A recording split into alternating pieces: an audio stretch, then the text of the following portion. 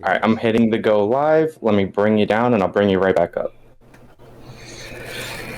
Hello and welcome, everybody. My name is Sean. I am here on the internet to discuss what is known as critical race theory. We will be going over all the important topics like what even is this? Why even should we even have this in school even? And what are the differences in opinion that me and my special guest, Justin, have? Okay, something's happening. Okay, I just got some crazy ad audio. I don't know where it came from. It messed up my intro, but that's neither here nor there. So yeah, I'm joined today by my special guest, Justin. He's at the SJW Debates channel. All his links are in the description. He's also simulcasting on Twitch if you want to check him out. Here he is. He is now viewable for all of you. Say hi to the people, Justin. Hello, people. Everyone. Hello. Messing with stuff on my end, too. This is a boomer tier stream on all accounts, but there's a certain charm to that, I think. Oh, so what happened on my end was the stream I had up to make sure we were live started playing an ad, and it was a song blaring in my ear. Nice. So it was all by myself, which is weird because I didn't have you up on screen, so it kind of fit. Perfect, yeah. All right, so you wanted to talk to me about critical race theory, and because I've been doing a couple of talks, really one officially, and then one I popped in on about like this coming into the classrooms. Obviously, a bunch of Republican legislatures are banning it. A bunch of school boards have parents. It's this whole like song and dance and all that. So I guess the first question I would ask you is, are you in favor of critical race theory being taught in the classroom? And if so, what would be your objections to the bans that we're seeing across the country? Generally, the answer is yes. Obviously, there's going to be certain individual instances where I think maybe we should rethink the way this specific thing is being implemented in this specific scenario. But I think broadly, critical race theory offers a good perspective that helps us, it helps us know more rather than less about the way the world works and about how we can engage both on the staff level, like how staff can engage with students in a way that is a little bit more pedagogically useful. We get a little bit more utility out of how the staff interact with the students, as well as for the kids to engage in some critical thinking skills. And I think there's ways to make that age appropriate, basically from kindergarten up through 12. Now, obviously, what we have for a kindergartner is going to look way different than what we assign to a senior in high school. But I think there are levels that it would be appropriate for all levels. And I think I have two main concerns about how it's being broadly banned, not at the federal level, but I would say across country, not federally, but across the country. One, it seems to be not reactive, but it seems to be proactive, but not in a good way. It's addressing a problem that really doesn't exist, and I think a lot of it has to do with the backlash to last summer, the BLM protests, this awakening that a lot of people had. I think a lot of it's in response to that, as well as a lot of the language is pretty broad. It would limit teachers' ability to discuss sensitive topics. One of the I can't remember off the top of my head, and I'm sorry for this, but one of the proposed bans was it's you can't make anybody uncomfortable on account of their race. And I think that sounds good in theory, but also that seems like it'd be broadly abused. If we had a current curriculum in which we talked about slavery and we talked about the historical scenarios that impact us to this very day, and there are some white kids who are well, wait a second, that makes me feel bad. It makes me feel it makes me feel kind of bad knowing that that other people who don't look like me have it worse than me. Could that be overly could we extend that to be overly broad to ban those kinds of discussions? So I'm just concerned about the over broad applicability. So I know you have different thoughts on that, so right. I'll stop talking. So to your point about a law that says you can't make any individual student feel uncomfortable, I do think that's ridiculous. Being uncomfortable is so subjective and irrelevant. Oddly enough, you know where I heard that from? Where? Jordan Peterson, of all people. It seems like he was discussing a law that was designed to ban critical race theory, or at least some approximation of it. But even he would step in and say this isn't good. So I just thought that was a neat anecdote. Right. Yeah. So the to the extent, and I haven't seen that provision of law, so I'm just going to take your word for it. To the extent that like you're saying you can't make any student uncomfortable, like that's really weird. Like if you taught like the history of World War II and you had a German kid and he was like, I felt uncomfortable. It's not like that means you can't talk about the Holocaust. Yeah, please take that with a grain of salt. It's something that I half remember from like a month ago. So I'm just saying. So like to that point, we agree. I think the problem that I have every time I end up discussing critical race theory is that, like, for me, or at least my understanding of it, it's not about like not teaching the history of slavery or not teaching the history of the civil rights movement. I think we would both agree that that should be taught in the school, and like we've had that taught in schools pre-critical race theories implementation, or like, you know, even if it's on a local level, the implementation of critical race theory in certain curriculums. So I guess like the question I would ask you is, what's the distinction between the current like curriculum about like where we teach about the history of slavery, the history of the Civil War, the history of racism in the country, and the Civil Rights Act, and a critical race theory curriculum that would cover that? So I need to acknowledge like one thing. One, the level that we're talking about right now is way at much more of a nuanced high. We're engaging in some high level ideas that just, that's not what the conversation is in a lot of like the broad public. A lot of the broad public has CRT as a stand-in for any sort of training that wants to address racism directly. So I want to acknowledge that first. But yeah, this CRT is not simply acknowledging the harm that has resulted from racist policies in the past. There is a very much distinction there. So in my view, to sum it up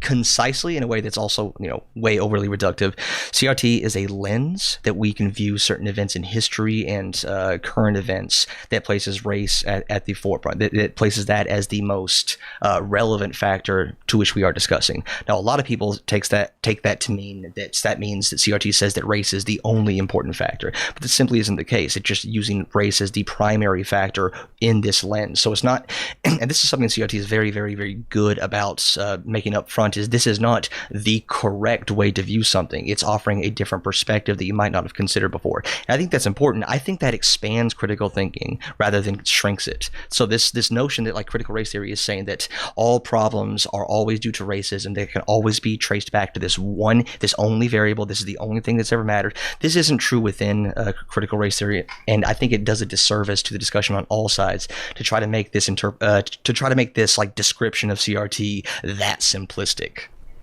Right. I would say it's probably more broad than people who like narrowly say it's like everything is due to race. And I've seen a lot of people get into like Robin DiAngelo or Ibram X. Kendi. I'm really certain, like 99% certain, that Robin DiAngelo is not a critical race theory scholar. I think her background's in education. So that's just like a name that's really popular. So like, I don't want to get into her. Ibram X. Kendi's a little mixture, because, you know, he might not be a scholar in the field, but he definitely, like, his writings definitely seem like he's read enough critical race theory and he's building on that. But as for the idea, race isn't the only factor. And like, I don't want to say that any or all of these people, I think all is better, because any individual can say race is the only factor, but it's definitely like a primary factor. Like the distinction between it and critical theory is that it emphasizes race. Like, well, yeah, that's the purpose of the lens, right? Like queer theory looks at heteronormativity, feminism looks at like gender relations. Like that's kind of the point of the theory, is to place race front and foremost. Like, and I think a lot of people confuse that with these theories say that these are the only factors, when no, it's just a different lens through which to view things. And I think that offering a different perspective on the same thing, I think, is one of the biggest benefits that these kind of theories can give us. Like it is good to like question the norms, question the status quo, question the assumptions that you made going into your interpretation of a historical event or a piece of media or something like that. I think it's good to have these theories that like put a different perspective on it. I think it gives us, even if you disagree with it, this is something, by the way, all right, I want to say a bad word, I want to say postmodernism, okay? This is something I actually really think is awesome, that like you can get value from hearing a different perspective because you vehemently disagree with it. Like listening to a perspective on something that you absolutely hate has just as much utility and provides just as much value to your understanding of the scenario as listening to something that you agree with.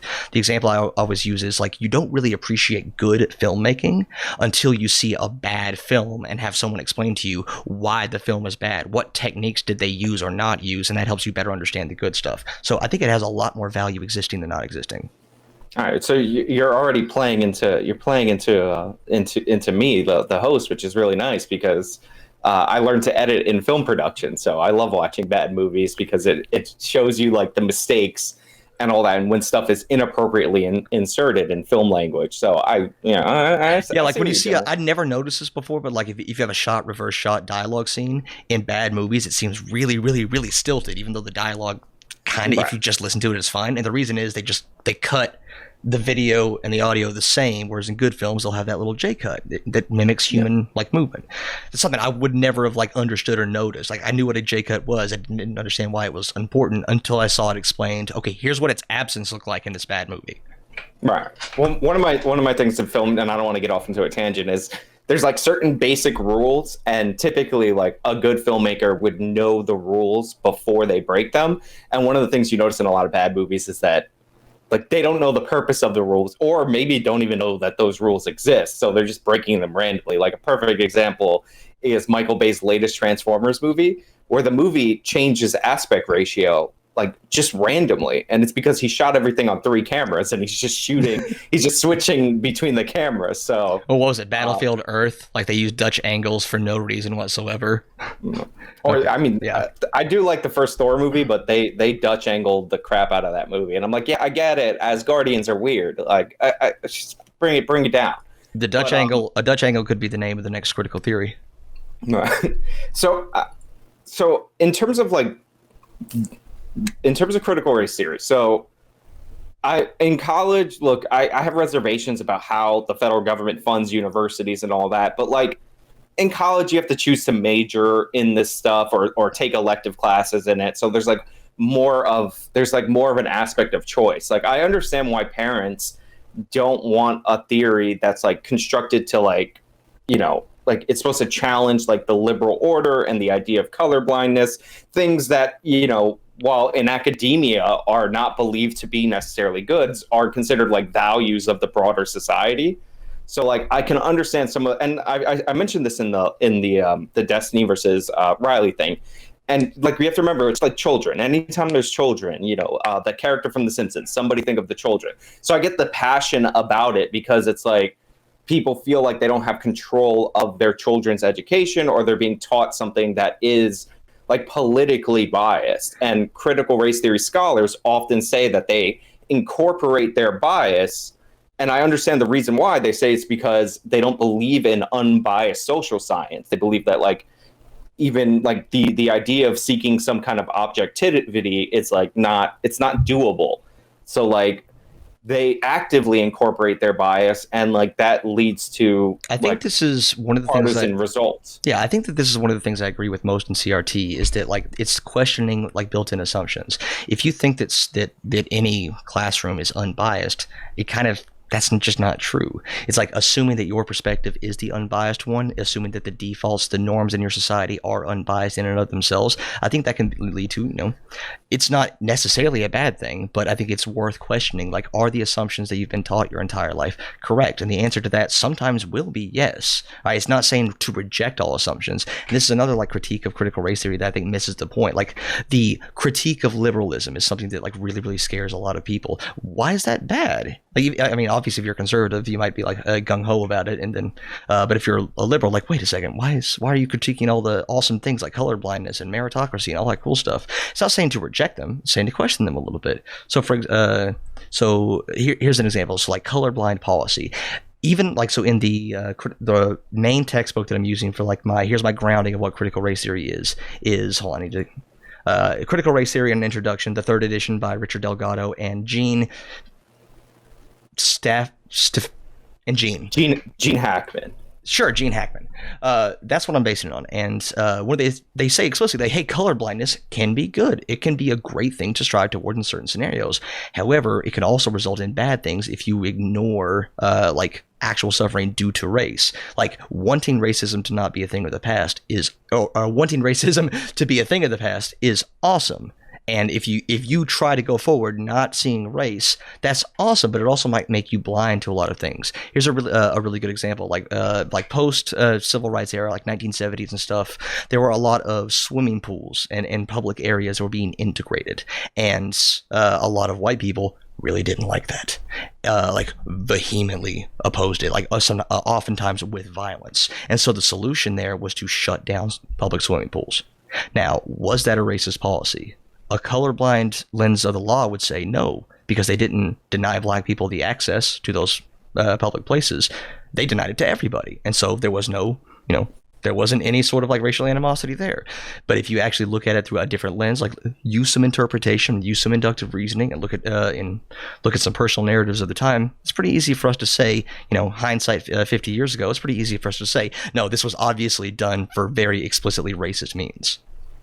I mean, I might even dispute that it was done for racist means. If you're having a situation where there's like a ton of violence at like these swimming pools, they become unmanageable for the state. So even though the violence might be rooted in racism, like the fact is like you still have to deal with that violence. So like you're trying to get rid of almost like a focal point of this violence. But like I understand the perspective is that it's like rather than integrate, shut it down, which would be the position probably of the racist people that were doing the attacks. Like, no, definitely. Likely. Like if we can't if we can't legally deny black people access to the space, we're just going to shut it down. It would likely be their first position. Like I'm the second position. Their first position would be like no integrated swimming pools, right? And then I guess their second position is, well, rather not than integrated, I guess. I mean, yeah, I think this is an important like lens from which to view things. If you only learn about the civil rights movement and your interpretation of the civil rights movement is that racism ended there because now it's illegal, well, it's kind of like looking back on like what's that Club Penguin meme? Wait, someone's murdering you? They can't do that. That's illegal. Well, racism still happened. Like that gavel hitting the whatever the gavel hits didn't magically cure racist attitudes, and people can work around it. It turns out when you view racism as something that is explicit, purposeful, and overt, you miss a lot of stuff. That's what the big critique of colorblindness. You miss all but the biggest, most bombastic displays of racism, and you miss all the little stuff. I think it's like a bit of a straw man to say that even our curriculums currently teach that racism ended with the 1964 Civil Rights Act. I'm not saying that. I'm not saying that's what they teach, but I'm saying that if you come away with that, and which like there's a series of court cases that like follow that up.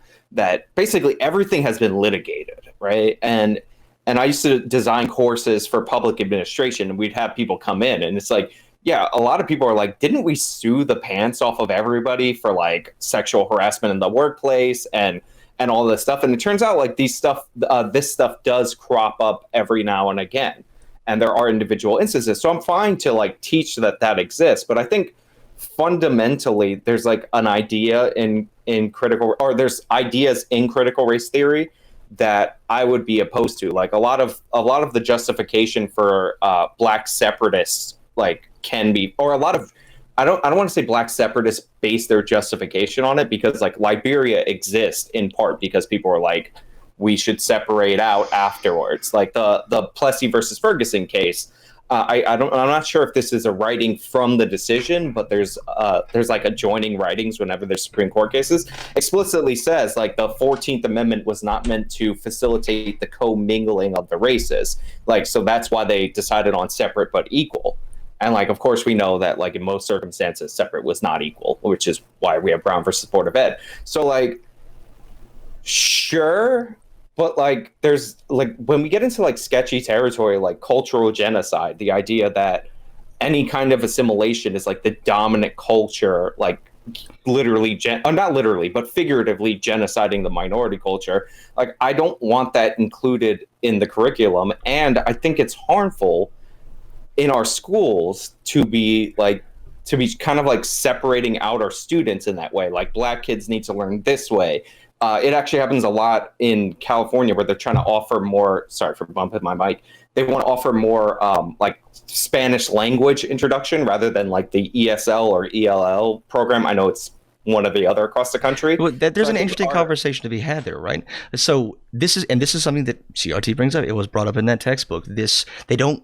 So again, the CRT textbook that I read, and I'm not saying that this is what CRT is all the time. It's complicated, and I think that's I see that as a strength rather than a weakness. That there's nuance and debate within the field, debate between scholars. I see that as a strength rather than a weakness. But they talk about nationalism versus assimilation, like. They even propose like two good dudes. They say both of them have their points. One is a dude a black guy who wears a suit, who has working at a prestigious law firm, who is trying to work within the system. And the other is like, no, I want to wear my dreadlocks because they have cultural significance to me. I'm going to wear clothes that represent like who I am, and I'm not going to say that a suit is what I ought to wear in order to be considered a professional, because that is assimilating into the culture rather than making my culture a part of the broader culture. Does that make sense? Yeah, I mean, I understand it, but I don't think assimilation is bad. Like, I think assimilation is neutral.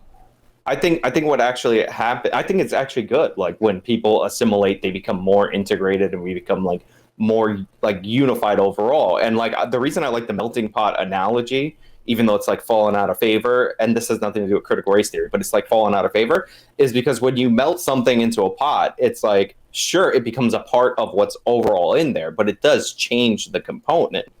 Like, you know what I mean? Like, I say assimilation is neutral. It can be good, but it can be bad, right? Because a lot of times the assimilation is not the melting pot analogy. It's not you put two things in there and they both meld.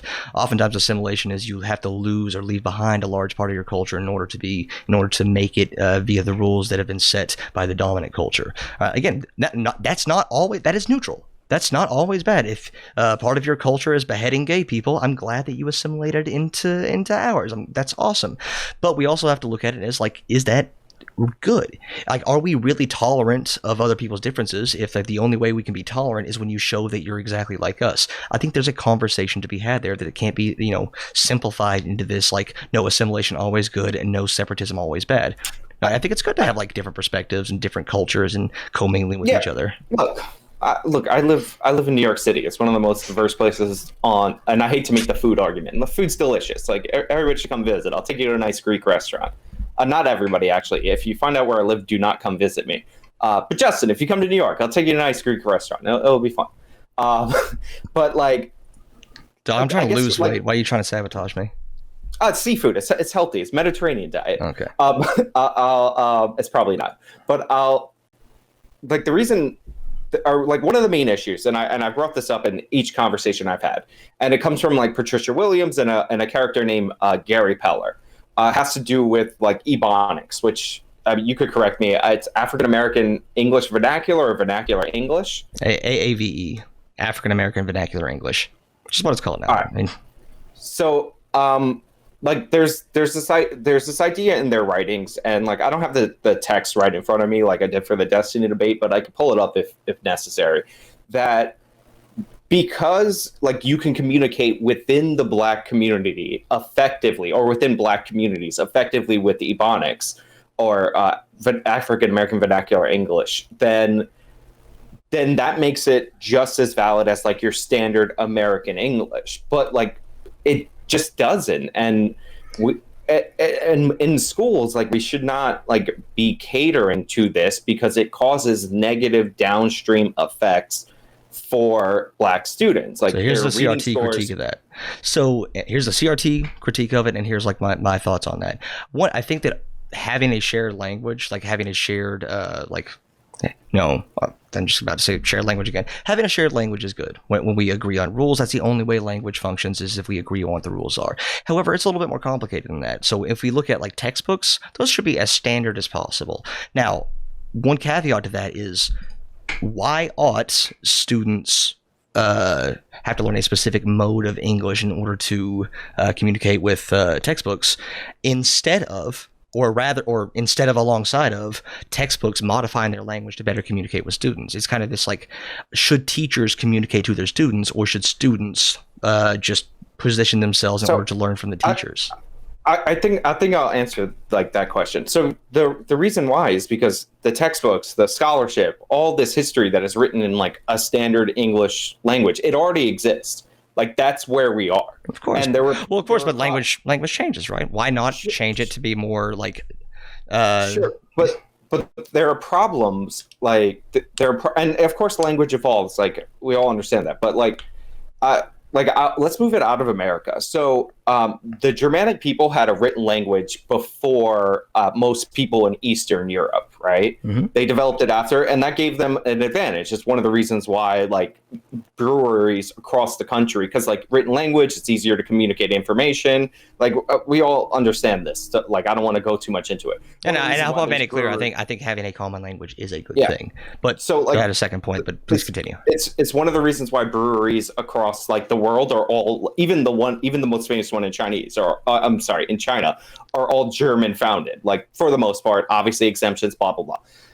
When Eastern Europeans wanted to learn trades because they did not have the written language, they did not have the history of written language, thus they could not pass information down as effectively. They had to learn German to learn their trades. Like to get educated, they had to take on a second language. I don't think it's too much to ask for, like, if English is one of the international languages of business, it's indisputable. In India, they're learning proper English. In China, they're learning proper English a lot of the places. To ask, like, natural-born American citizens to emphasize for natural-born American citizens that they should learn the proper language, where that will give them access to all this scholarship, and anything that they're going to learn in the future is basically going to be written in this more standard language. And we see reports about like cultural bias on the SATs because Black people don't use certain words that are common. That brings me to my second point, right? Brings me to my second point. But part of that is like, yeah, we need to get everybody on the same page. We do need that common language, but textbooks are not the only method by which we convey language. When we get into things like literature, English classes, like reading classes, like the absence of a lot of like varied works from people of different backgrounds, like I think that's doing a disservice to your students. Like introducing someone to a story that is written in a dialect that you might not be familiar with. Effortful reading is great. It helps you understand people better. It helps you helps you absorb information better when you're effortfully like working through a sentence to try to make out what they're saying. That's like been proven to be very, very beneficial for a lot of students. So introducing this, so when we have like literature courses, we've got Shakespeare at the top. Shakespeare, beautiful language, incredible language. But how much of that is informed by the notion that beautiful language sounds like Shakespeare? You can have beautiful language coming from a lot of different places and they're using a different dialect. Here's a really good example of why it shouldn't be in one direction, right? Why talking about language should not be just towards what is considered proper. So do you talk to a lot of boomers online? I maybe. How about, I don't know, emails? Do you send emails back and forth with boomers and stuff? I've sent emails before, so I'll let you continue, but I'm not very active in the emails. I got you. So there's, in my opinion, a very, very convincing argument to be made that the way that we communicate via email is way different than that prose is very, very different than how we communicate in other areas. Younger people who are more accustomed to communicating online, we start to develop a certain vernacular, a certain style of typing, a certain style of writing that is way more conducive to that online environment. And it's not just out of nowhere. It's not just informal. It almost becomes the new correct thing. Like, have you ever gotten a text and that text ended with a period? And that scared the shit out of you because a text that ends with a period is serious? It's a little bit funny, but also, like, unironically, like, if I get a text and it ends with a period, like, hey, meet me upstairs, period. Fuck, what did I do wrong? Versus, hey, meet me upstairs, no period. Oh, cool. I would argue that depending on the emotion you're trying to convey, if I'm not in trouble, removing the period, breaking the boundaries, breaking the conventions of proper English is the correct thing to do because it helps us communicate more effectively. And so that I just want to show the value of that meeting in the middle is not, we should meet in the middle rather than only everyone goes towards proper English. So like, I think, like, a lot of the points you brought up are valid, right? And there's actually, the reason I was laughing is there's an article that says that millennials, if you use punctuation in your in what you call it, if you use punctuation in your text like properly, like they get anxious. So like periods like create anxiety. Yeah, But those symbols convey meaning, right? yeah, but I my point is to confine it to the schools. And sure, you can communicate, and there's like, you know, quicker ways of communicating. People use emojis and all that. I can't stand whenever I type something on Venmo and they keep trying to throw in emojis, but like that's where we're moving towards. I understand that. But like in terms of like education, like we need to instill a proper English language. I think that has value, and you're not gonna like rewrite all the things that people need to learn, all this like legal jargon and all that in everybody's individual like language. Like again, take it away from like Black Americans, like the New York Italians. Like you're not going to find legal theory written in like, I don't want to say something rude, but like written in Bathroom the way stalls. that they speak, that New York Italians speak, which is not proper, to say it the nice way. But so, and again, I'm very much in agreement that we need a common language to be able to communicate effectively across like a wide variety of people. It's why I think like using Latin names for medical terms is actually a good idea. Right? It's not favoring anybody. We're all using this like quote unquote neutral language, and it's neutral because it's dead. So that way, like someone in Japan and someone in Bosnia and someone in Canada can all talk about the same body parts. I think that's generally good. But also, there's a big criticism, a valid one, is that education is often sometimes behind where they need to be. Education is not telling you information; it's teaching you information, which means you have to meet the learner halfway. If your learners are not learning because your method of pedagogy is inferior or it's outdated, you got to adapt to it. Like for example, a lot of people would consider it to be unprofessional for teachers to use slang, to use like a vernacular of the area. And in my opinion, sometimes that can be unprofessional, but sometimes it can be a way more effective means of conveying information to your students. Like I teach for a living, and I really like using slang. I like using internet slang. I like making jokes. I like pushing that line of what is appropriate for an instructor to maintain their professionalism, because I've saw success with it. People understand the material better, and at the end of the day, that's what I care about. Right. And look, I'm fine. Like again, I'm fine with like innovative teaching techniques. One of the reasons why like I'm pretty supportive of school choice. If you look at the way that they structure their curriculums and all that, it's completely different in a lot of cases from what you would get in a standard public school. So I'm fine with innovative teaching methods and all that.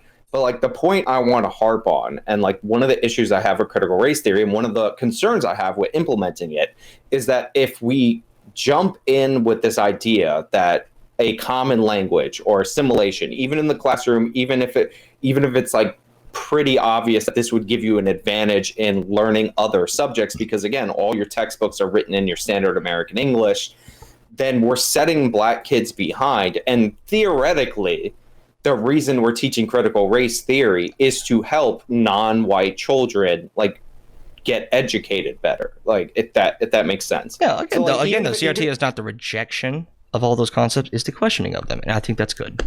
Like I think it helps to speed up. Like so, in my teaching classes at the graduate level, has it been a year since I graduated? I'm so goddamn old. When I was taught, like a lot of them, like, hey, this is a new thing. Like we're trying to put the focus more on the student. We're trying to move away from like lectures. We're trying to move away from like what are considered traditional forms of learning, traditional forms of like language, in order to better communicate with more students as a whole. So it's not that you're rejecting all at once, rejecting the idea of common language, even rejecting the idea of proper English. It's just recontextualizing. It's letting students know like this is the language that we have deemed neutral English, while also saying that like, yeah, who gets to decide what is proper English? I think it's fair to look at like why are these sounds in this order objectively proper English? And the answer is, well, they're really not. We use them for utility, and their utility is that shared language. I'm like I hate to keep like hitting on this point, but it's not that it was decided that this is like proper English. Like the majority of scholarship is written in this manner. So like even if it like let's say for Black students, like they get a 10% disadvantage from like not knowing this, like coming into school. Like my question, fucking just bump. I agree with you there. My question is as if we have a curriculum that's trying to cater to this, because we have this belief that it's a cultural genocide to get them to focus, or the new Jim Crow, as Patricia Williams stated that it was, to get them to like learn a standard English, and that 10% disadvantage compounds over time. Like, we're setting these kids back. This is why, like, for me, this needs to be like, this can't be taught in the schools. Like, for and this specific point. Yeah, all critical race theory is asking you to question the other end. If you're focused on the students, what the students need to do better, how like the individual learners need to do better, that's fine and good. But you also have to look forward. Like, you also have to look at the people who are doing the teaching, who are making the assumptions, who are deciding what is and is not appropriate to teach. This is not a rejection of either of those ideas. What CRT does, that I think needs to be done, is we're introducing this critique, this, questioning of like what is considered appropriate, what is considered, what is assumed to be correct, and it's just questioning that, make you think a little bit deeper. Like, those assumptions might come from places that aren't super valid if you think about them for a little bit longer. But this is like the part I have to disagree on. It's like, sure, like critical theory, and it's like in its most basic form would be like, we're trying to be critical of society and blah blah blah, and critical race theory, how all these things interact. I get that, but like, they do take affirmative stances. Like, when you have scholars writing that it is a form of cultural genocide to try to standardize public education in this way, like, that is an affirmative stance. Like, that's a position. You don't call something the new Jim Crow or a modern day version of Jim Crow if you don't have a position on it. Okay, so I think we are sort of talking in circles about the language thing, but I think this can bring us to the next topic of like, what is CRT? And I should say, what is CRT really, in quotation marks? Are you okay with moving on to that? Well, I feel like I'm just going to say like the same things I've been saying. I understand, but like, I just want you to acknowledge that like Patricia Williams, when she calls something a modern form of Jim Crow, like, you can debate Patricia Williams next time. I'm just saying that is her taking a stance. Like, you wouldn't disagree with that. I wouldn't disagree with that, but I also don't think taking a stance is necessarily bad. I'm not saying taking a stance is bad. I'm just saying, like, she is taking a stance, and these stances are common in critical race theory writings, at least what I've read. If you have something that's like a counter essay from within the discipline, then I would be happy to read it. But like, yeah, this gets like to the next thing I wanted to talk about, and it's please correct me if I'm mischaracterizing your position. The only thing I very purposely only watched the CRT debate you had with Riley and Destiny. Right. If I'll snap a few, like, that helps you remember. You just snap harder. Is that one of the biggest critiques you had of it was its reliance on personal narratives? Is that correct? Well, this would be the storytelling, and I believe they legal call it storytelling and narrative analysis. I believe they call it counter storytelling. Yeah, like now. So. Sure. So again, just stop me if I'm mischaracterizing you. You say that this is an effort to like place anecdotes as representative of whole facts, to draw your truth of the world from anecdotes rather than from, quote, objective reality. Is that somewhat close? Maybe better if you relate it. I would say that like the idea of like counter storytelling or like countering the narratives is like you're inserting your lived experience, and it's fine to tell stories about yourself. It's fine to like tell things that have personally happened to you that are bad, but you're like asserting that, and then there's extrapolation off of that in place of data often, and this is like an issue that I have. And so this is, in my opinion, a misinterpretation of what storytelling and counter storytelling mean. So and I'm going to bring this back. This is like probably my biggest point of contention with your interpretation of CRT. So I'm sure you've experienced this. We're both content creators of roughly equal size. I'm exactly as big and important as you, but we've had this scenario where we're presenting the exact same. We're presenting facts, and then someone else looks at those exact same facts and comes away with a wildly different interpretation of them, a wildly different like analysis of the exact same numbers, the exact same studies. They come away thinking something incredibly different. This to me is what they mean by storytelling and counter storytelling. Like, they opened the chapter about, let's see, what's the chapter called? Yeah, legal storytelling and narrative analysis. Legal storytelling and narrative analysis. There you go. They open that chapter by describing a lot of scenarios in which two people see the same thing and come away with wildly different opinions of what actually happened. So who gets to decide where the objective truth is? I think that's one of the biggest benefits of this. In fact, we're doing it right now. Like this debate, the form of the debate that we're having, and to a certain extent what you had last time, this is a form of storytelling and counter storytelling. You're trying to propose like what CRT actually is, and I'm trying to propose what CRT actually is. Now, we haven't read the exact same sources. I'm sure those differ a little bit, but I think our sources overlap enough to say that we're looking at really, really similar things, but we're coming away with wildly different interpretations of it. And in this case, like, objective reality is way different when you're talking about societal analysis, law, justice, like abstract concepts like that, versus in something like physics. And even in physics, most papers will say like, this is our best guess as to what's happened based on the tools that we have available. Right. So like, sure, we're like arguing and we're like looking at similar material and coming to different conclusions, and you keep saying legal storytelling, and like, yeah, I'm just repeating the name of the chapter. Right. Well, there's another thing that I've noticed in conversations related to critical race theory is that there's a lot of leaning on like the legal writings, which are a little bit more grounded because you actually have to analyze. Jesus. Oh, I'm not even going to try to interpret the legal stuff. I was just reciting the name of the chapter. I'm just saying, so you have to give analyses of like cases, et cetera, et cetera. Like, one of the things that I highlighted is one of the, it's considered like a seminal book. If you look at the people who reviewed it, like, you can dispute its importance. That's fine. It's called The Rooster's Egg.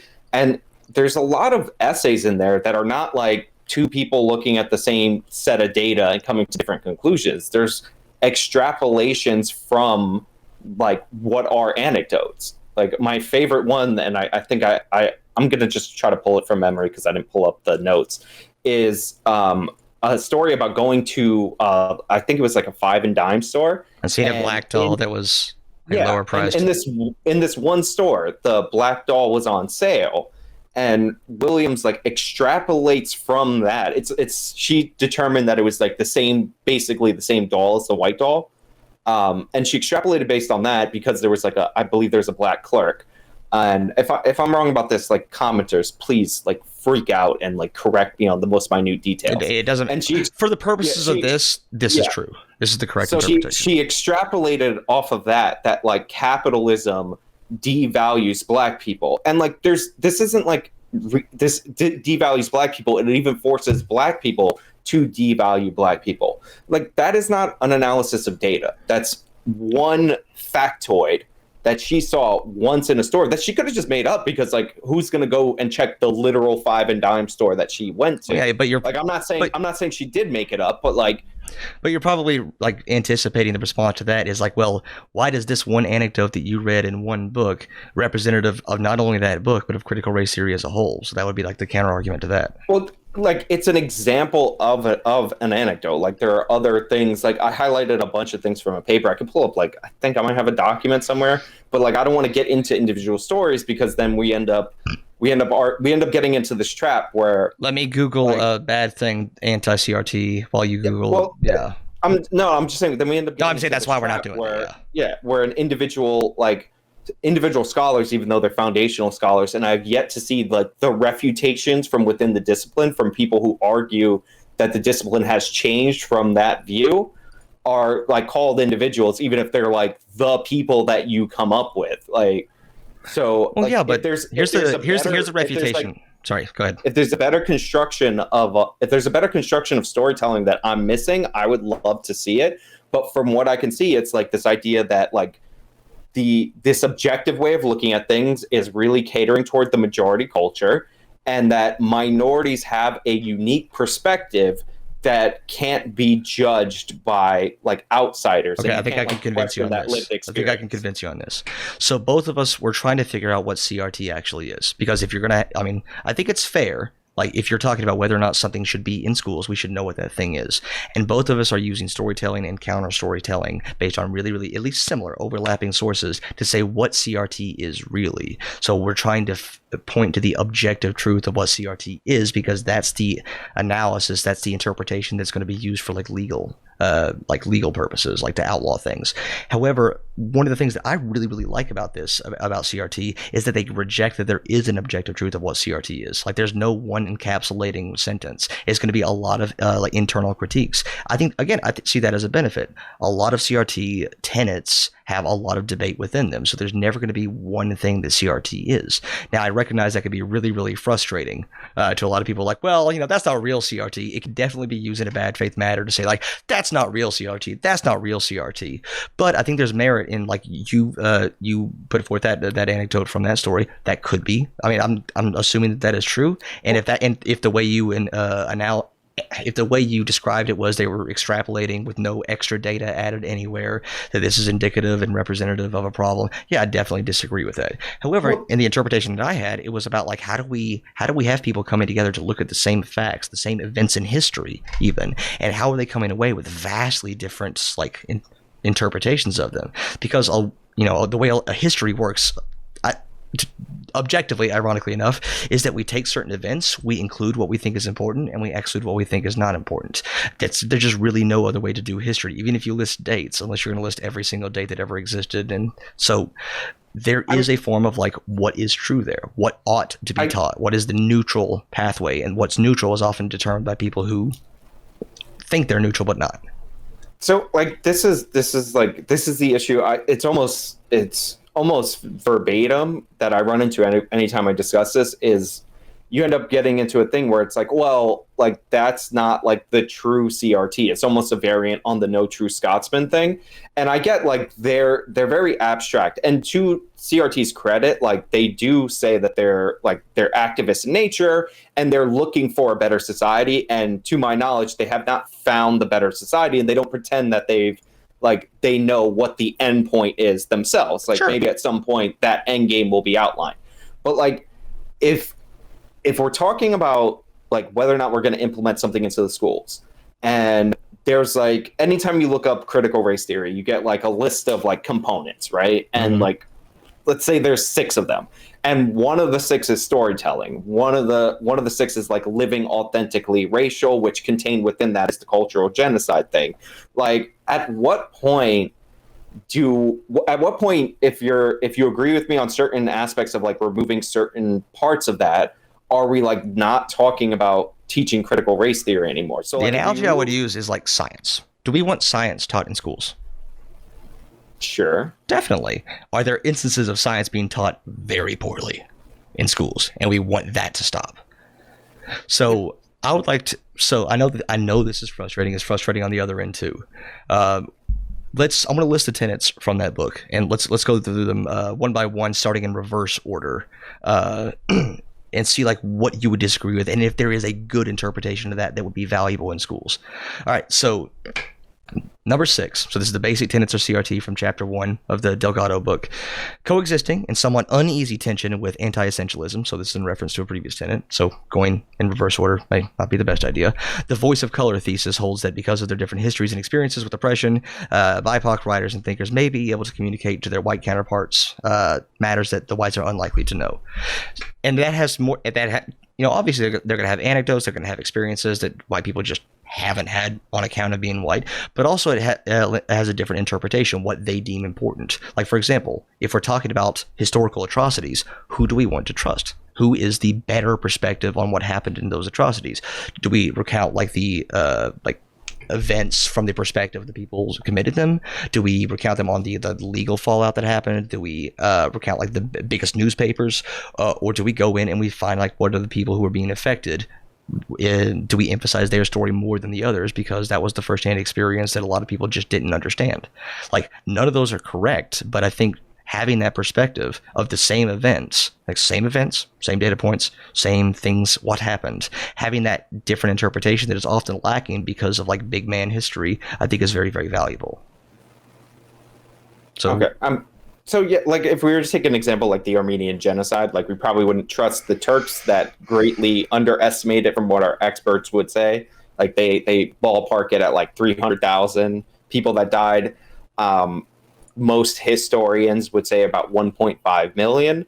But there's a reason they lean more towards, the higher number than the lower number there. It's because, like, Armenian population pre and post, like, you have remains of people, like, how big this, like, Turkish anti-Armenian program was. So there's, like, hard data to back, to the best of our knowledge, what we actually teach. Well, of course. And like, but and is like, teaching but, only data, only dates? Is that but giving like, you a good view of history? well, like, so like hearing from the perspective, so like I went to a university and they built like a Holocaust center. Mm-hmm. Like hearing from the perspective of a Holocaust survivor, like firsthand, like I do think there is value in that. But if I talk to if this survivor told me that there was 85 million Jewish people there, like that it felt like there were that many there, like I would obviously know that's wrong. So like while her personal experience there, like is matters, right? And like I think it's important. And one of the biggest tragedies going forward on the internet is that a lot of these people are no longer going to be with us. So like all these like little denialists and all that are not going to be able to, like you're not going to get that situation. Yeah, but where I think you're missing deny it to a survivor. I think you're missing the purpose of like what I was trying to say. It's not, we're getting away from numbers, all right? Isn't, if we only look at numbers, are we getting an accurate view of history? Like, can you conceptualize 1 million dead people in your head? That's really tough to do. A lot of people hearing that 1 million people died in this genocide, that's just a number. It doesn't have the weight that it ought to. Versus if you hear like one detailed accounted story of how someone like lived, how they suffered. If you hear one detailed account of that, that could change your perspective in a way that is, we would consider more accurate than just hearing the numbers alone. So I'm not saying that we should like listen to different perspectives on empirical data, although there's some legitimacy to that in some aspects. I'm saying that when we're trying to get a more complete view of society, numbers just aren't enough. Numbers are numbers without context. Numbers don't mean anything. I'm gonna disagree with you, because if you get like, so like I have experience with mental illness in my family, right? And I have horror stories about like the mental health care system in Florida, right? Like really bad stuff. I'm not going to share it on air.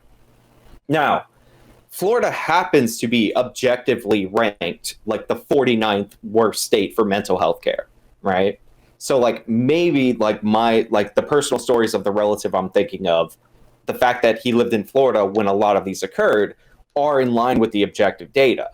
But like he also lived a long time in New York, and he had a lot of problems with the healthcare system here in New York, and New York is ranked higher. So like if the stories that I had to tell were worse in New York than they were in Florida, then that story could give you the misperception that New York's mental health care is worse than Florida, when objectively by the numbers and by patient outcomes, we know that it's not. So like, sure, there's like value in like hearing from people, and I think that's important to a certain extent, but to the point that it subordinates the data, I'm not in favor of it. But you could also get the mistaken impression that, let's say we have the state that is the best in mental health care, scores objectively the best in mental health care, and you hear a story coming out of the place like, I had a horrible experience with multiple different psychiatrists, multiple different institutions. That's not giving you an inaccurate description of like the whole. It's telling you not everybody made it through the cracks, and I think that's worth including. All right? Yeah, I'm not saying that there's not a system without problems, but I think we run into a lot of this, and to bring it back to the racial thing, we run into a lot of this with interactions with the criminal justice system. So like there's a belief, and like they've studied this, that among Black people, that when they get pulled over by the cops, they're being targeted racially, right? Mm-hmm. So like we do experiments based on this, and one of the most famous ones is the New Jersey traffic experiment, where they like try to capture as much data about who was actually driving on the road versus, oh my god, I keep bumping this mic, versus who was speeding, who was more likely to speed, and who was more likely to violate the speed limit in like greater amounts. And what they found is that Black people were under targeted. Now, if you asked, let's say, if you asked like all of those drivers why they were pulled over, and 40% of them said that I think race was a factor in me being pulled over, like that's how they feel. That's their lived experience, and that's like their reaction to it. But it's not in line with the data of that experiment. Yeah, but we also have the opposite problem, like the bigger study. And I know you brought that study as a counter to like the national traffic stop study with like millions. So there are points in favor of that study, and there are weaknesses. The weakness is it's New Jersey. It's one place. It's not going to be representative of the United States. Sure. But a benefit of having a smaller sample size is that you can introduce more variables more consistently, versus like the big one where they say, okay, Black drivers are more often pulled over in the daytime versus in the nighttime. Right. The disparities go away. Now, this is where you run into trouble. Like, hold on. So there's a disparity between day and night. It's about 5 to 10%. Mhm. Like I've heard 15, but I think it's about 5 to 10%. I can pull up But the exact study.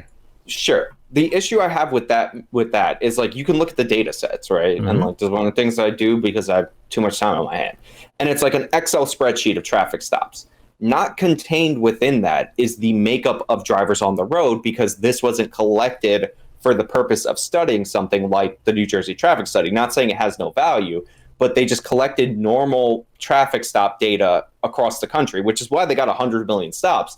And it's interesting. And there is a gap, but like we don't have a good measure of what is driving that gap. We can make assumptions based on that.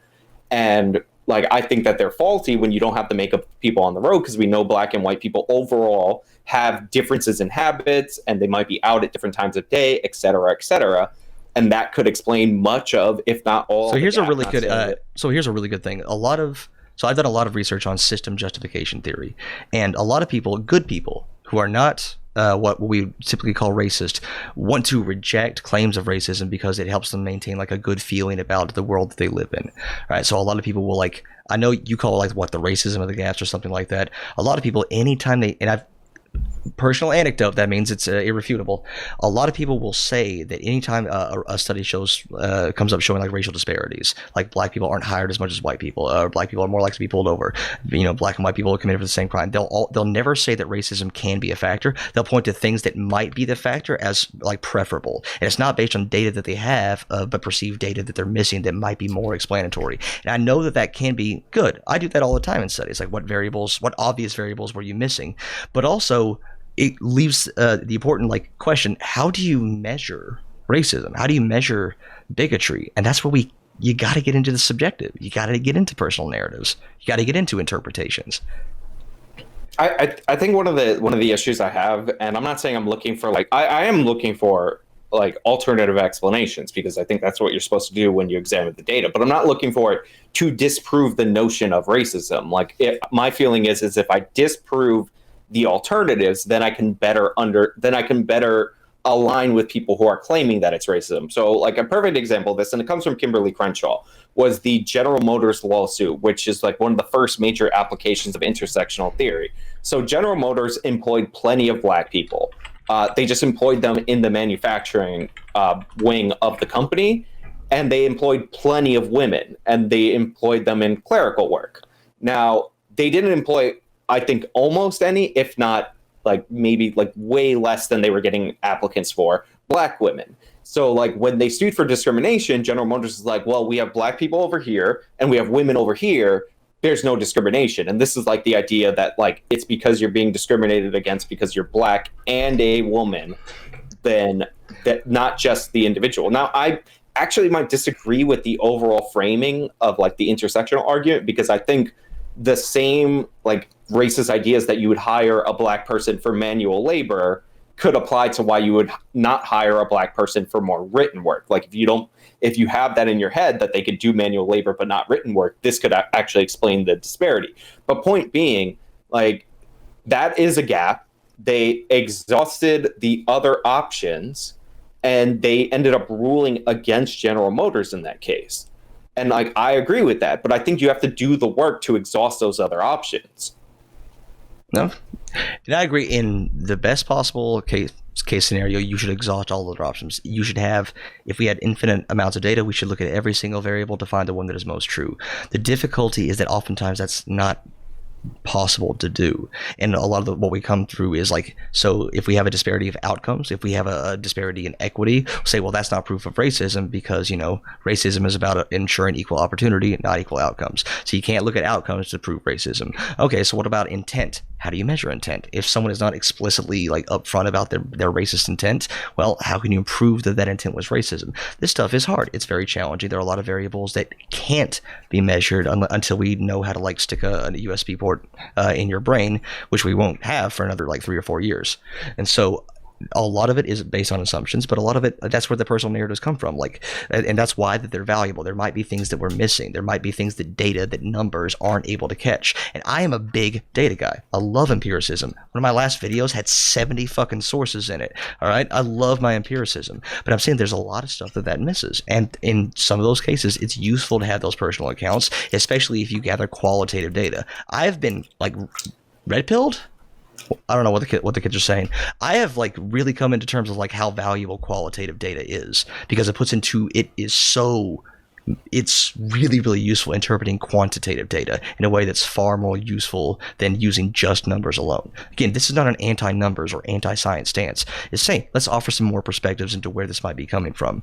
And you'll see a lot in the other direction. A lot of white people, in fact, the numbers that I saw last, and I don't know if these are super representative, but the numbers I saw last says that white people think that anti-white discrimination is more of a problem than anti-black discrimination.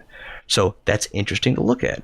Why is that? That we can call that an objective fact, that they feel that way, and it's useful to look at, right?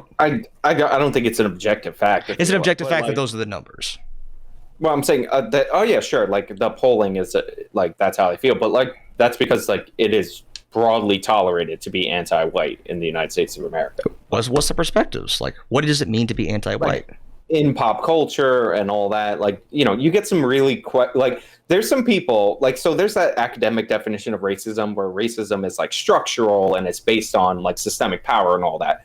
There's some people who take that and they decide that they're going to be like really, really anti-white person in their speech and be like, oh, but I'm not racist because this is the new definition that I'm working on.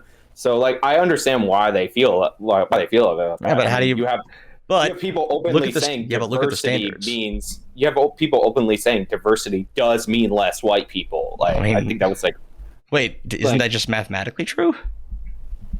Yeah, no, not necessarily. I mean, if you're talking about like ethnic diversity, like there's plenty of that within like white people. Well, this is, like, see, I think this is worth examining. Like, what does it mean? When we're trying to prove anti-white racism, you can point to like anecdotes. You can point to like these situations where like someone said, white people can't do this. White people are bad. You don't have to point to harms. You don't have to prove empirically that white people are suffering harms. But when you're talking about racism against people of color or other minority groups, now all of a sudden those anecdotes aren't enough. Those feelings aren't enough. Now we need empirical data showing definitively that race was the determinant factor in the disparities of outcomes that we're witnessing. And that's what CRT looks at. Why are these assumptions baked in? So I would, sorry, go ahead. Just to finish the point I was making, like in Japan, like having less white people wouldn't make Japan more diverse. They're like 90 whatever % ethnically Japanese. That's why context is important. Yeah, so I'm just saying, like, inherently those are not like actually. Well, obviously we're putting like diversity in the context of America. Yeah, I'm just saying. So, and like, I'm not saying that white people are being like harmed the most objectively by like any kind of systemic like racism or anything like that. I think the data kind of shows that like Asians are being harmed honestly by affirmative action policies more than any other group. And actually black people are being harmed by affirmative action because a lot of times you have people that should be like, everybody's kind of moved up a class. How do I explain? Okay, so when I was a kid, I was in Little League, and in Little League we had like a 8 and 9 like team, and then the next one up is like the 10 and 11 team. And we had some kids that were like on the 9, so they were going to become 10 and all that. And there was a decision made to either keep the team together and promote, split the team, or hold everyone back. So we got bumped up to the next one, and our team got destroyed the next year. And it's because even though like we had good players, they weren't ready to make the next jump. So one of the things that like happens, and people don't acknowledge this with affirmative action, is that black kids get into better universities for sure through this program, but they drop out a lot from those elite universities. And would you have been better off if you didn't go to an Ivy League school and drop out versus if you went to a school like just below the Ivy League and you actually graduated? And I think that's like So to me it's one, I just want to point objectively. out, look at the power of storytelling. Use a personal anecdote to like make your point. That's the power of Well, I storytelling. was And trying to there's use I'm trying to use an analogy to like explain what I mean. Like yeah, but there's also like it's I not saw that this these kids. There's exact point like so there's a chapter that addresses criticism in that CRT book, the Delgado book, and they say that well that exact scenario that maybe black kids would be better off not going to the better schools. One like that's kind of shitty, isn't it? Like you think black people can't make it in higher schools? That's just like No, that's the emotional argument, okay? But they also say that well, no, the data kind of suggests that black people do pretty good. Most of them graduate, most of them have favorable experiences. They're doing pretty okay. Their rates might not be quite as high as other groups in terms of graduating. Their GPAs may not quite be as high. But why ought those quantitative measures be more indicative, be more diagnostic of the effectiveness of a college education? I'm sure you'd have plenty of like stories of like employers getting a kid with a 4.0 GPA in college being the worst fucking employee in the world, and then a kid with a 3.1 GPA being the best employee in the world. Maybe those quantitative measures, even though they might be the best approximation that we have, because I like quantitative data too, they're not the whole story. We have to have this qualitative subjective analysis, right? So look, I'm not saying that like black kids graduating high school that like can't like make it in the Ivy League. Like obviously, like there are kids that are like. Don't take that seriously. That was memeing a little but bit. I'm saying to go back to like my baseball analogy, like there were kids that did better when we went to the next jump.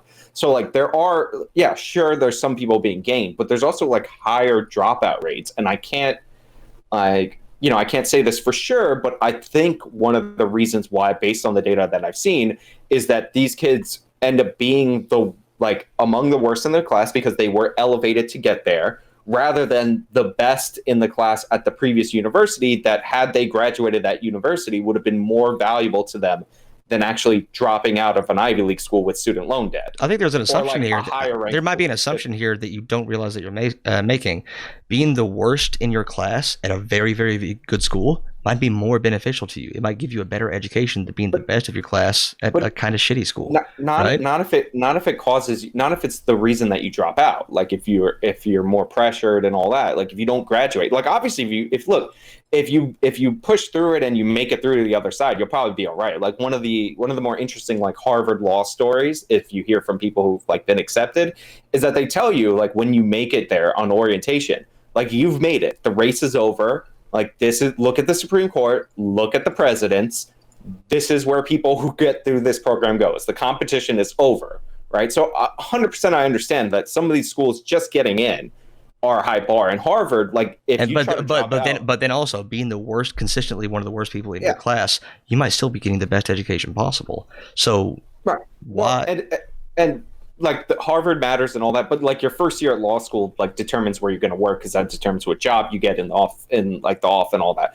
But like if you don't finish like the school and you end up loaded up with more debt than you would have normally taken on. Like I'm a big believer, like in New York, we have the system called the CUNY system. The CUNY system has put more people in the middle class than the Ivy League. Like, it used to be called like the poor man's Ivy League because like, don't think that I'm simping for like Ivy League schools. Like I think like I want the quality of education in worse schools, community colleges.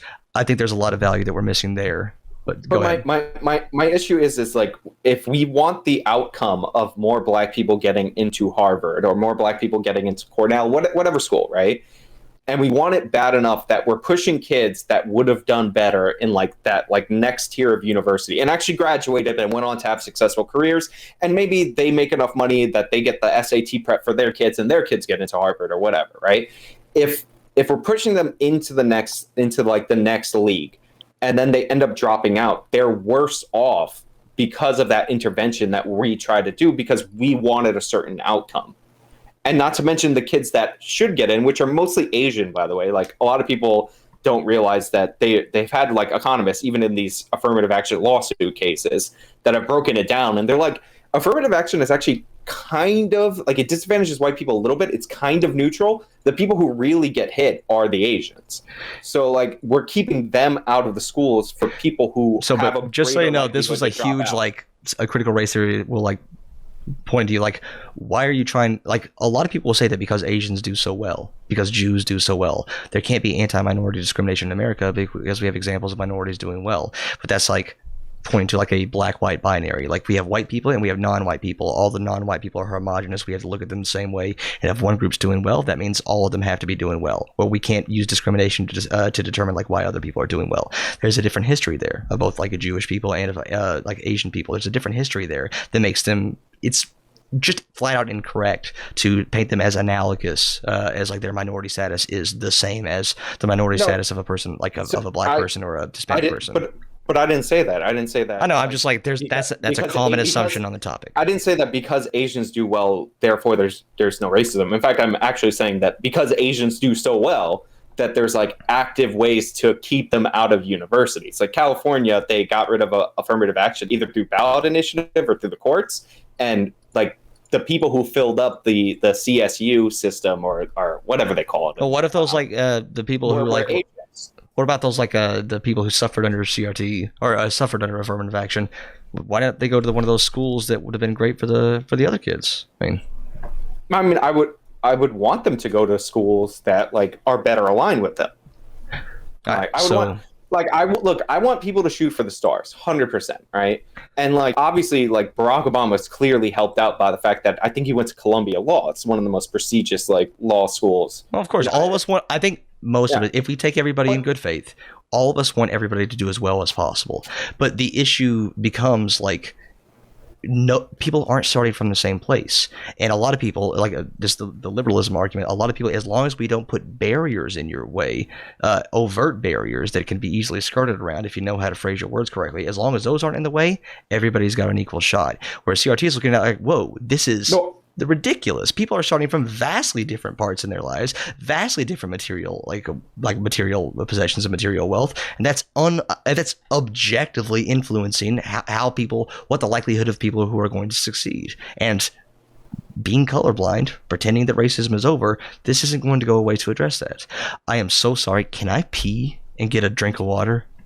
Sure. Do you think? Would you like to respond to me first, so I didn't just piss off and run? And we'll take like 5 after this because got the same biological needs. So I took this class from a professor who was like written in favor of affirmative action. His name is Professor Stroop. Like you can read up on this, and he's actually way more hardcore in favor of affirmative action. He's like, if there was past discrimination and you're trying to remedy it, just fire the white people that you have and hire black people. Like that's like, he's like, do it in a year, right? And one of the things that he got me off of is like this equal opportunity kick. Like there's no equal opportunity. Like I think as a society, we should work towards increasing the amount of opportunity in our society. But the reason you don't have equal opportunity is because when you're a baby, you're not taken to a government warehouse and given like the exact same diet, the exact same everything. So like that's not reality. And to the extent that critical race theory acknowledges that that's not reality, I'm fine with that. But like, the question is that how do we deal with the fact that like people leave stuff to their kids? Like that's natural. It's part of humanity. Like you want to take care of their next generation. Do we try to harm our current generations because of some past generation trauma, or, in like a quest for like cosmic justice? Or do we acknowledge that harm happened and decide not to like lay the sins of the father down on the children and just try to increase opportunity overall in response, acknowledging that my biggest response to that is it's happening whether you want it to or not. The sins of the father, it's happening to the people who are harmed, whether we want it to or not. And so it comes from a place of like, I'm going to say the word privilege to say that, well, I shouldn't have to suffer from what my ancestors did, when guess what? Other people are suffering because of what their ancestors went through and what your ancestors did. All right, there's not this dichotomy between we have to like punish white people now, like we have to like explicitly punish them, but it's also kind of rich to say that no, like what happened, like who your parents were shouldn't matter. What struggles that your people went through or what harms you committed in the past, that shouldn't matter. All right, you're an individual. That's great when you haven't suffered because of it. And I think that it's just that comes from a place of like, man, I'm sure am happy that I get to think that way. So, I mean, look, I'll break there because if I do a response, then you're going to respond and all that. But like, we'll put a pin in that. We're going to take 5. I just peed a little. because Okay. I responded. Okay. All right, we'll take 5, and then we'll come back. So I'll bring you off the stream, and then I'll come back. Okay. Okay. Cool deal. 5 minutes. So to the point about obviously like your past generations influence your future, like and yeah, like it would be advantageous for me personally to be like, well, my parents never owned a home. I didn't grow up wealthy. Like my mother's mother was like a drug addict, and like her father died when she was like 13, and like she grew up in in the projects. Therefore, like I don't have the generational wealth, and like we should do something to compensate for those past decisions. But like my view of it, and like something I try to do personally, is like I want to make better choices than my parents. So like I don't want, if I have children, to grow up in a single parent household, which is why I'm very much like, even before, like I don't live with my girlfriend who you've met. I want to move in with her after we get married because I want to do better than like my parents did. And like if we're trying to craft policy, like we should create more opportunity for people that grow up in single parent households, for people who don't, who like my grandma lived in a house, but the reason she lived in a house is because when she was able to get that house with the person she was seeing at the time, it was like right by the airport. It was over in Jackson Heights. It's terrible, right? And like the reason you were able to buy property for really cheap in Jackson Heights was because the airport, like planes used to be way louder, so nobody wanted to live there. So like yeah, there's a lot of people that grow up in differing circumstances and all that. And I've met them all. I've met the rich kids that own brownstones in like Manhattan. Like what their parents did when they were born was they bought a brownstone that cost $2 million then, is $10 million now.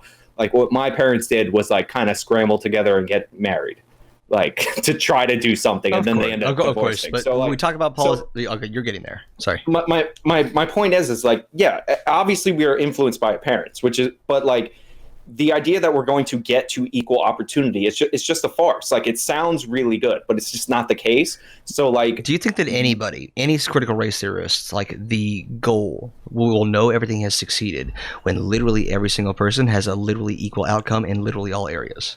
Well, I'm not talking about outcome. I'm talking about opportunity. So like my position, or even opportunity.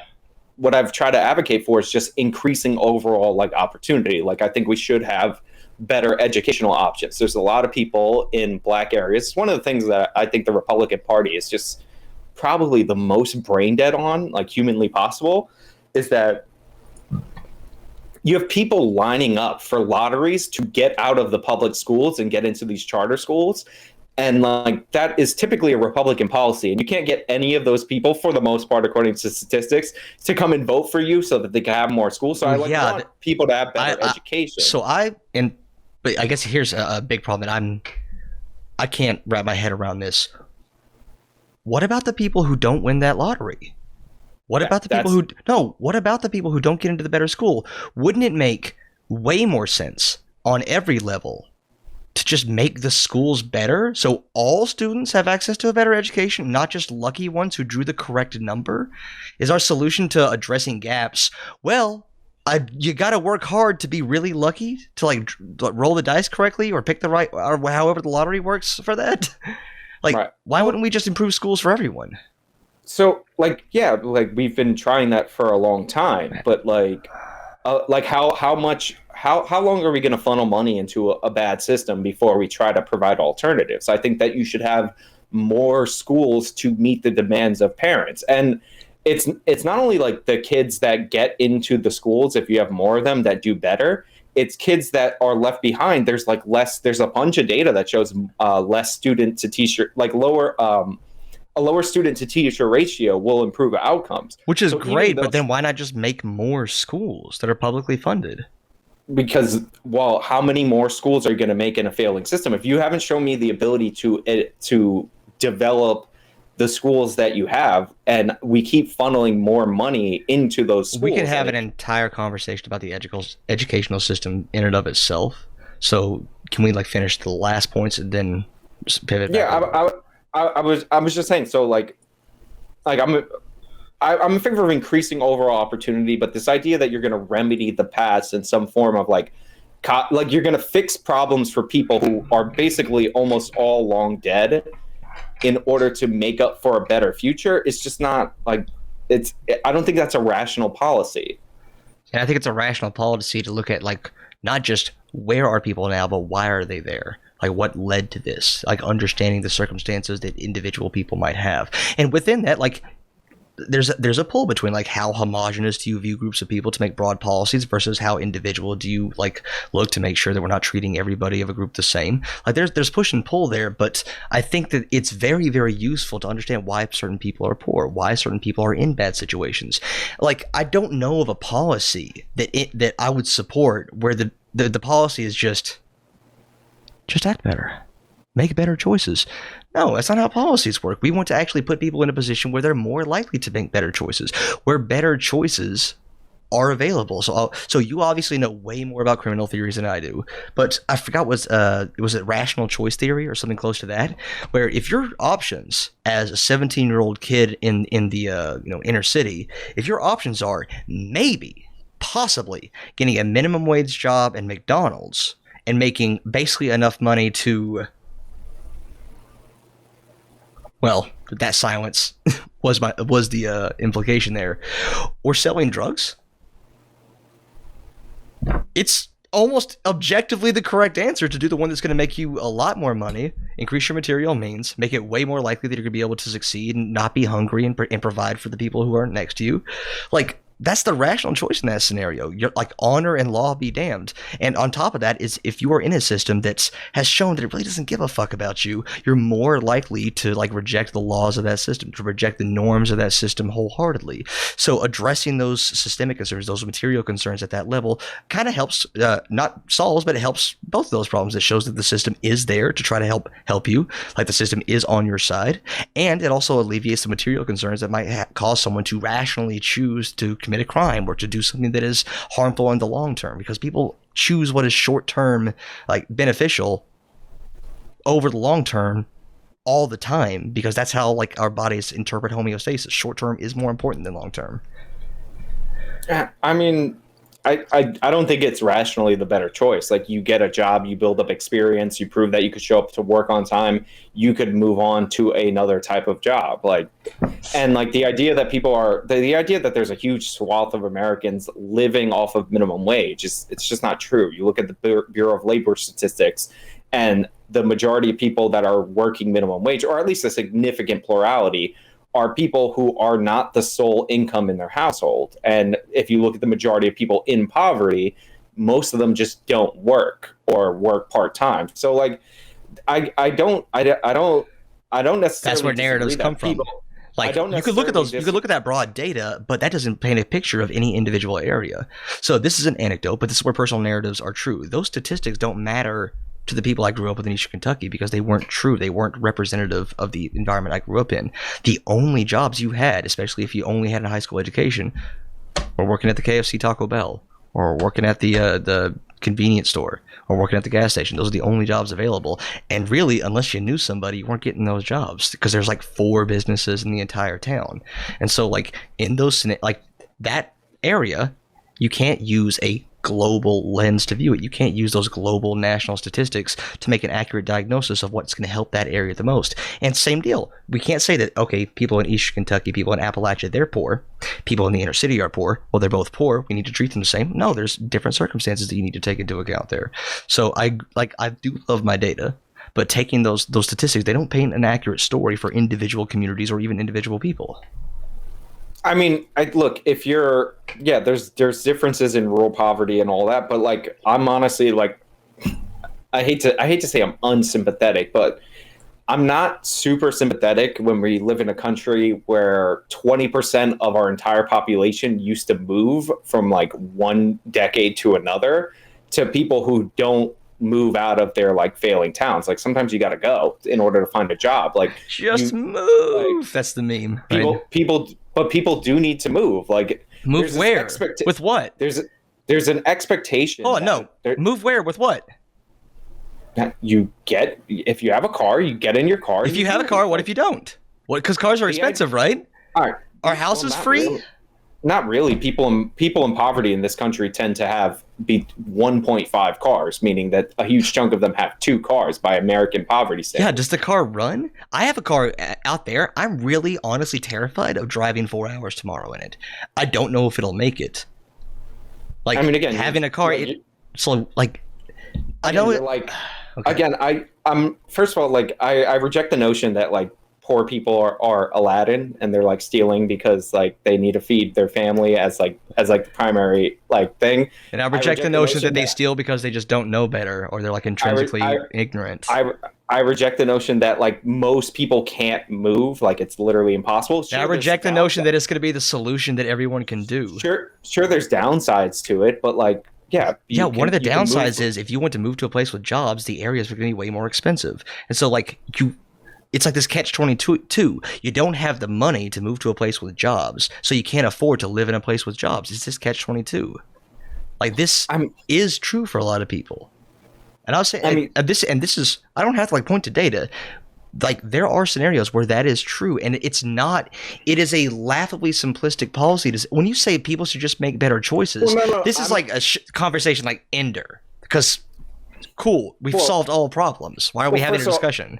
first of all, people should make better choices. Like, but separate from that, like again, there are people who can move for better circumstances. This isn't me just asserting this. Like, you can look up like polling data on people are way less likely to move for a job than they used to be, and like moving to a different location in order to get a better income, like it used to be more standard, and it's a component of upward mobility.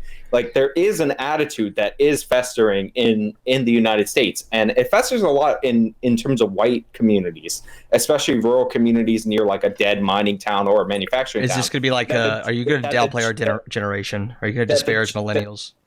No, I'm not even saying it's for millennials, but it's that the jobs need to come to them, and that's just not how it works. Like, this isn't 19. So you don't think there's an 1970. alternative? Yeah, well, yeah, it's not 1970. Do you think that those like there's no alternative explanations? No. What if the jobs aren't worth moving to anymore?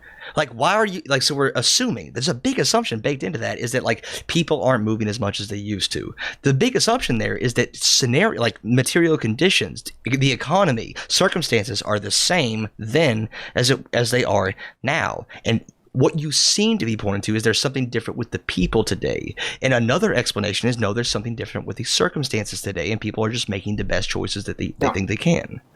So, like, the reason I say it's not 1970 anymore is because this is an attitude that's often really prevalent in the Rust Belt. That the idea is the jobs were taken and they're like, we have to move back. Yeah, the reason the jobs were located in the Rust Belt pre 1970 is transportation was a huge cost factor, and there was no air conditioning. So like, you can go get a job if you feel like you might get laid off or whatever in Michigan. You can go to South Carolina down to Auto Alley and go get a job. It's not going to pay as much, but the cost of living isn't as high. So like, this is what I'm talking about. Is like, there's like this lobby. Do you think it's more common that you'll need to find a job in a place with like where the cost of living is lower? Because I think it's at least as common, if not more common, where you, in order to look for work, in order to find jobs, you need to start looking at places where the cost of living is higher. And yeah, there's a certain degree that is like, there's a certain amount of like sacrifice that you can make, but I think that there's at a certain point it becomes unreasonable. If the only place you could find work in is a city, and the closest place you could afford is 2 hours outside of the city, is it reasonable to say, well, technically you can drive 2 hours to and 2 hours from work every single day to make a paycheck where you can afford this shitty little apartment 2 hours away? Like, is that like, well, no, your life might suck, but no, I'm not. The reason I'm laughing is because like, 2 hours a day, that's nothing. Like, I used to work in Manhattan. I used to have to commute like about 2 hours to and 2 hours back. Both ways. First of all, I used to sell when I was like. Do you think that that's a kid. reasonable expectation? Like, you ought to be willing to like waste 4 hours of your day that isn't free. Oh man, 4 hours a day worth of gas. Pardon me, but I'm a New Yorker. We commute more to work than any other group of people. So you're speaking to someone with a 4 hour commute. Yeah, like, I have a 4 hour commute on Fridays. I'm just saying I'm not impressed by it. I used to have to take the bus like to a mall in a really terrible neighborhood in order to make sub minimum wage, and it used to take an hour and 45 both ways, assuming that when I got off bus 1, the second bus was available. So I guess we just have different perspectives. I have a 4-hour commute.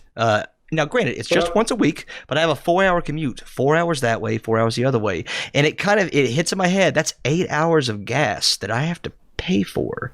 That's eating out. Yeah, that's a lot. That's a lot of time. I'm not saying that's common whatsoever, but I'm saying there's a certain point where, like, you can't just expect someone to do make every sort of sacrifice in their quality of life in order to have a job. There is more to life than what you do for a living, and some of those things should take precedent, and some of those things we might want to consider helping people with instead of just expecting people to make better choices. That's far away, and I would suggest. And by the way, there's people in the tri-state area that like commute like from Connecticut. I've heard horror stories of like long commutes, but like that's neither here nor there. Like I would suggest, or I would ask first, is your husband's job more local, and is that the reason why you haven't moved closer? Because like, and are you asking me personally?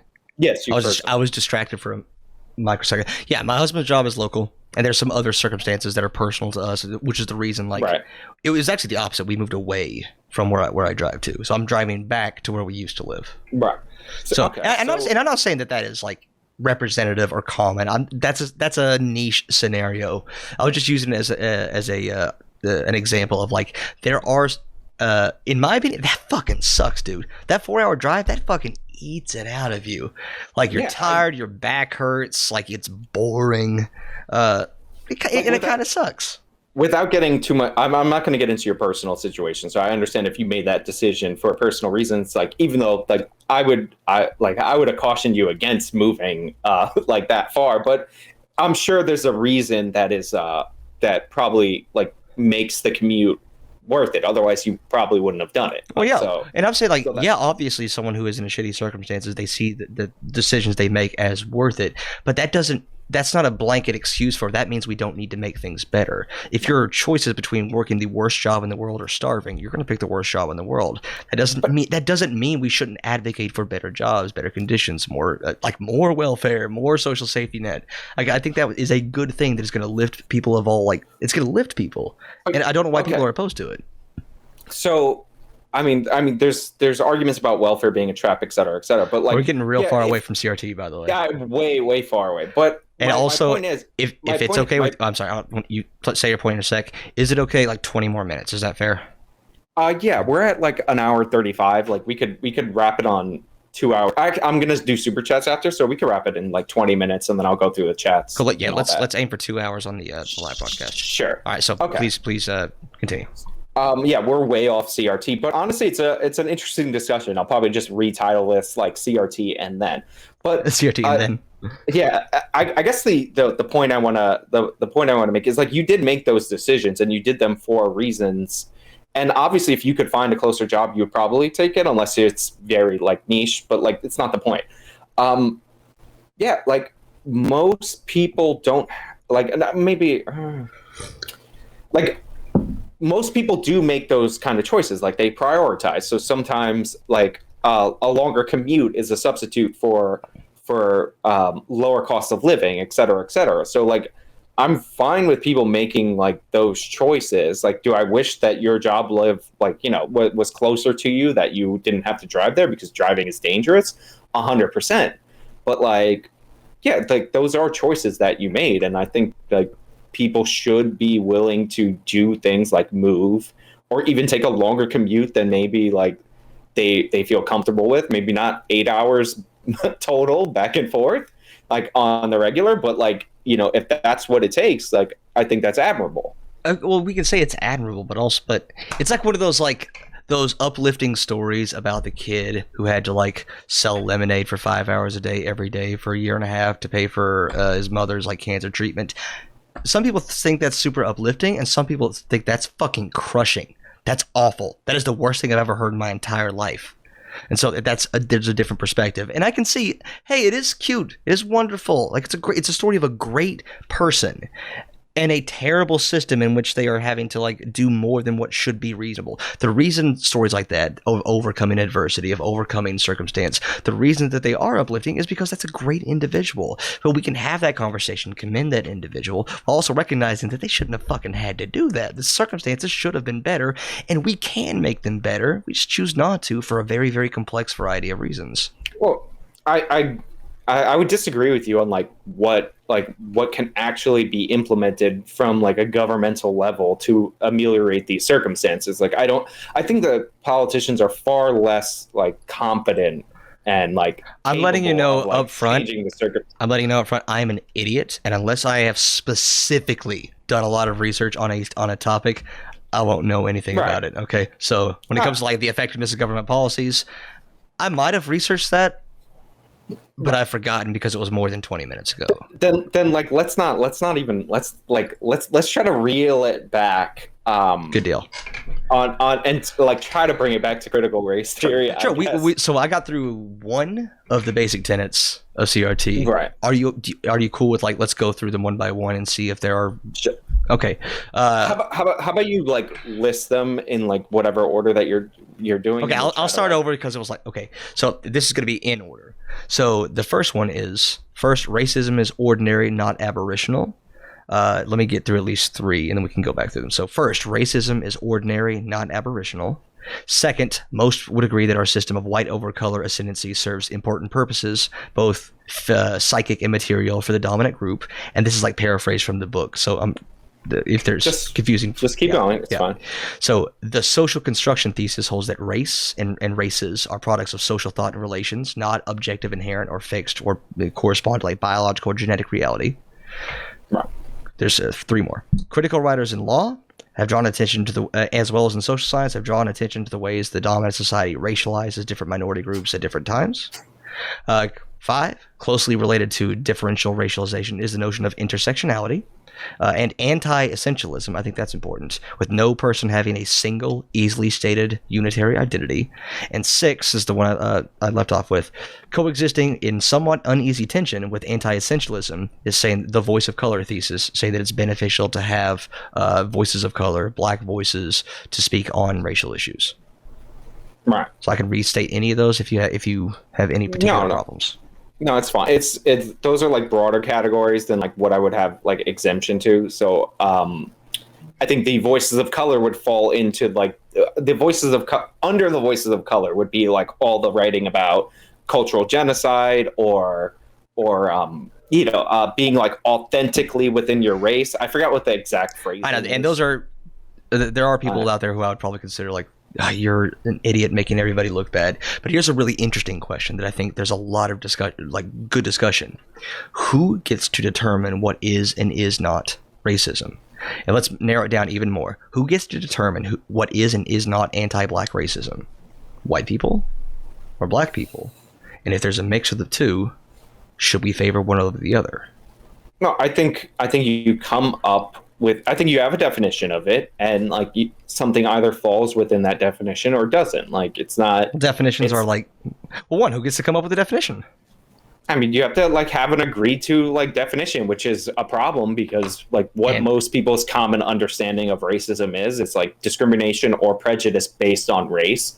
But like I had a big old conversation with T-Jump on what is transphobia, so it's a really similar topic. So I think one of them was like, racism is a shitty term, all right, because it encompasses so many disparate concepts that it's very, very easy for me to be talking about systemic racism and you to be talking about interpersonal bigotry.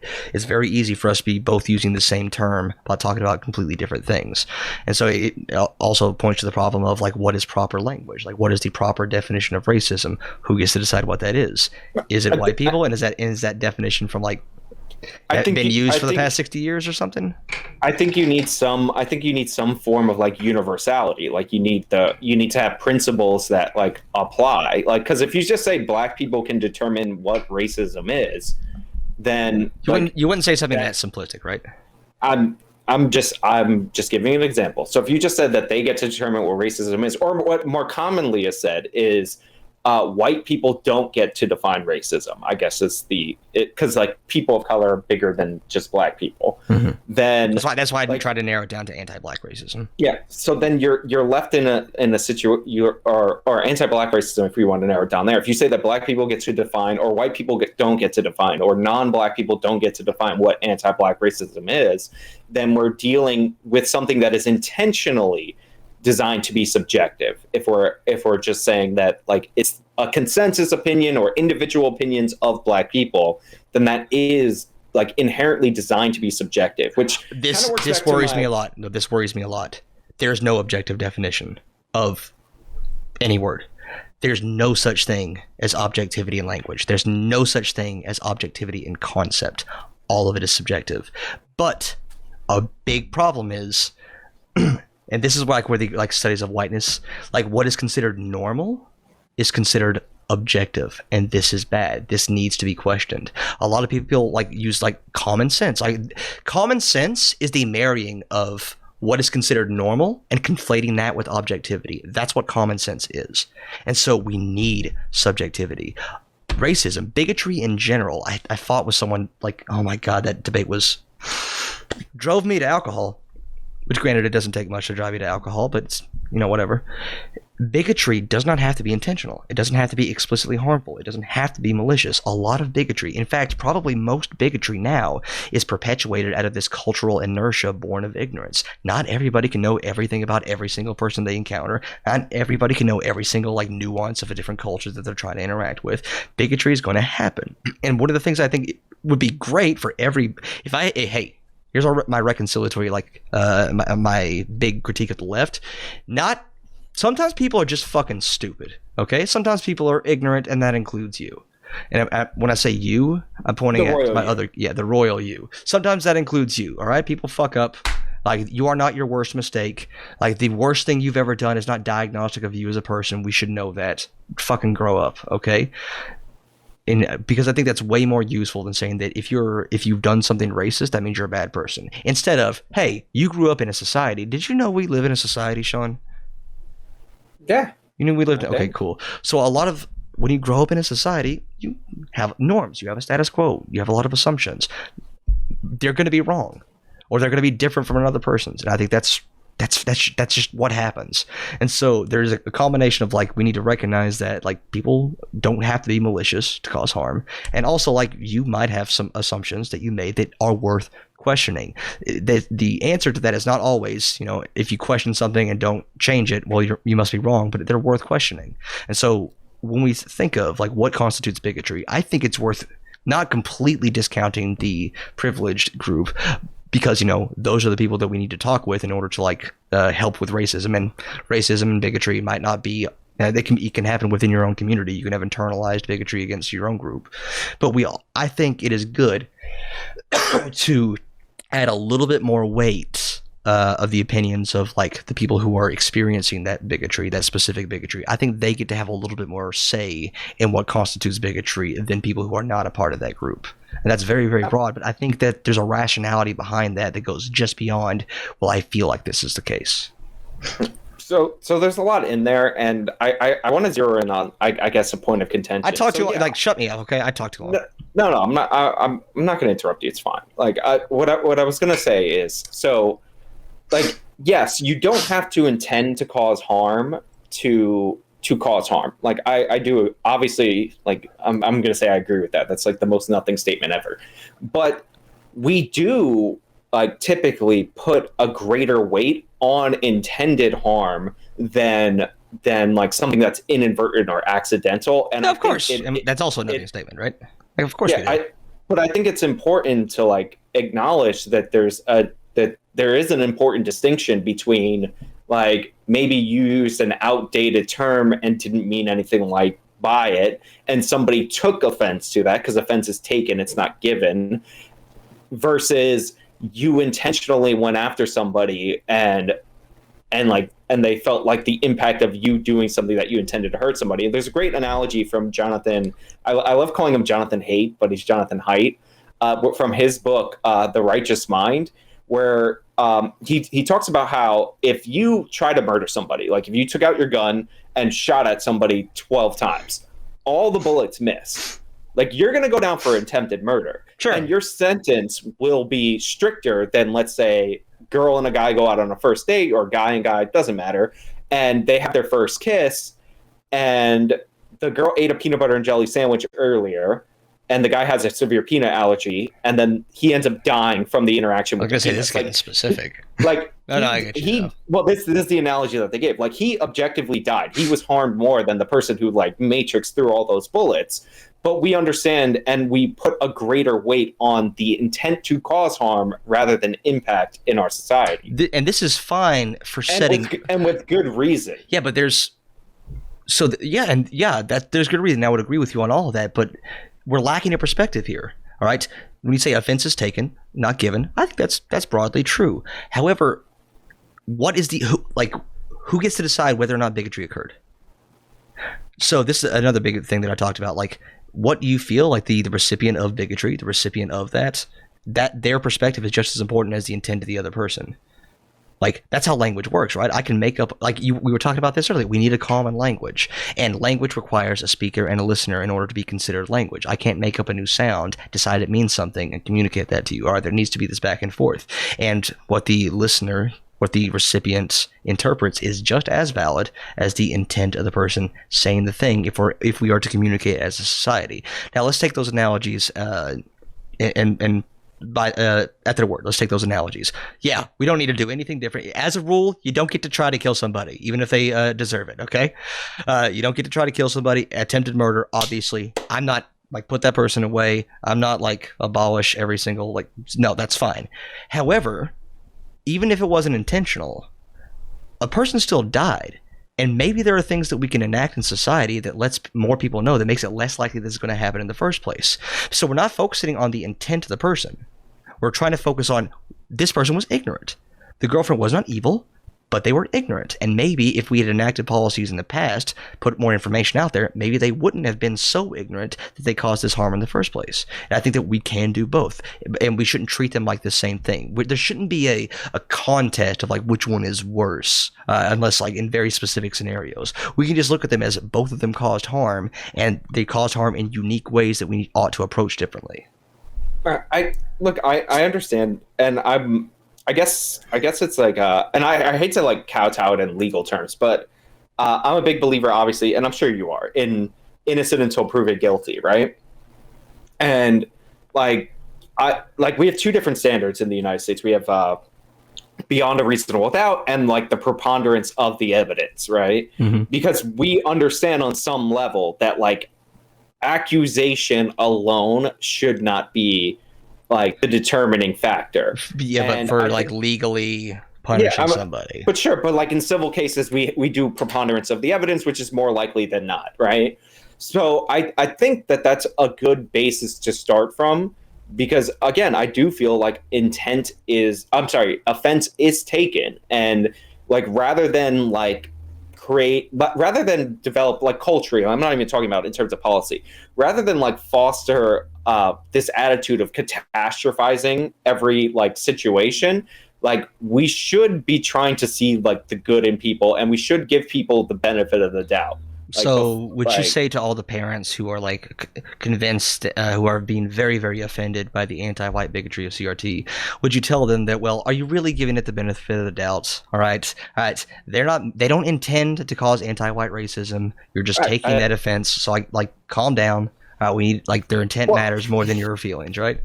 Well, I mean, it depends. So a lot of so I do videos on curriculums, and I'm not going to get too much into this because we're brushing up on 2 hours. But if you're teaching Ibram X. Kendi, and I know he's disputed whether he's a critical race theory scholarship, but just for the point, if you're teaching Ibram X. Kendi and he says the only way to remedy past discrimination is for positive discrimination in front of Black people, then that is actually anti-white.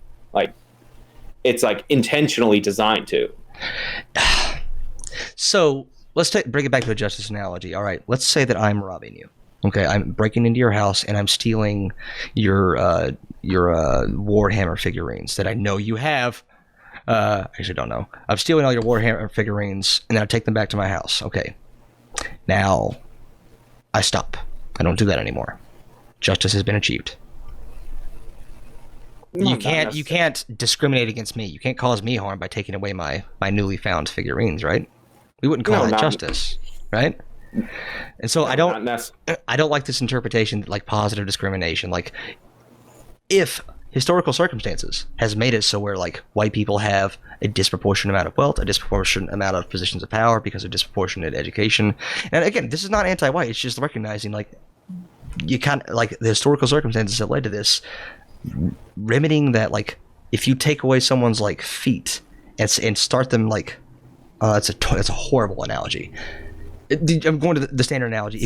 If you make someone start 50 feet behind, you're not to pretend that because there's no longer that barrier in the way, or that you're not pushing them back behind further. We haven't achieved any sort of like reconciliation. There's no justice there. There's just the absence of harm.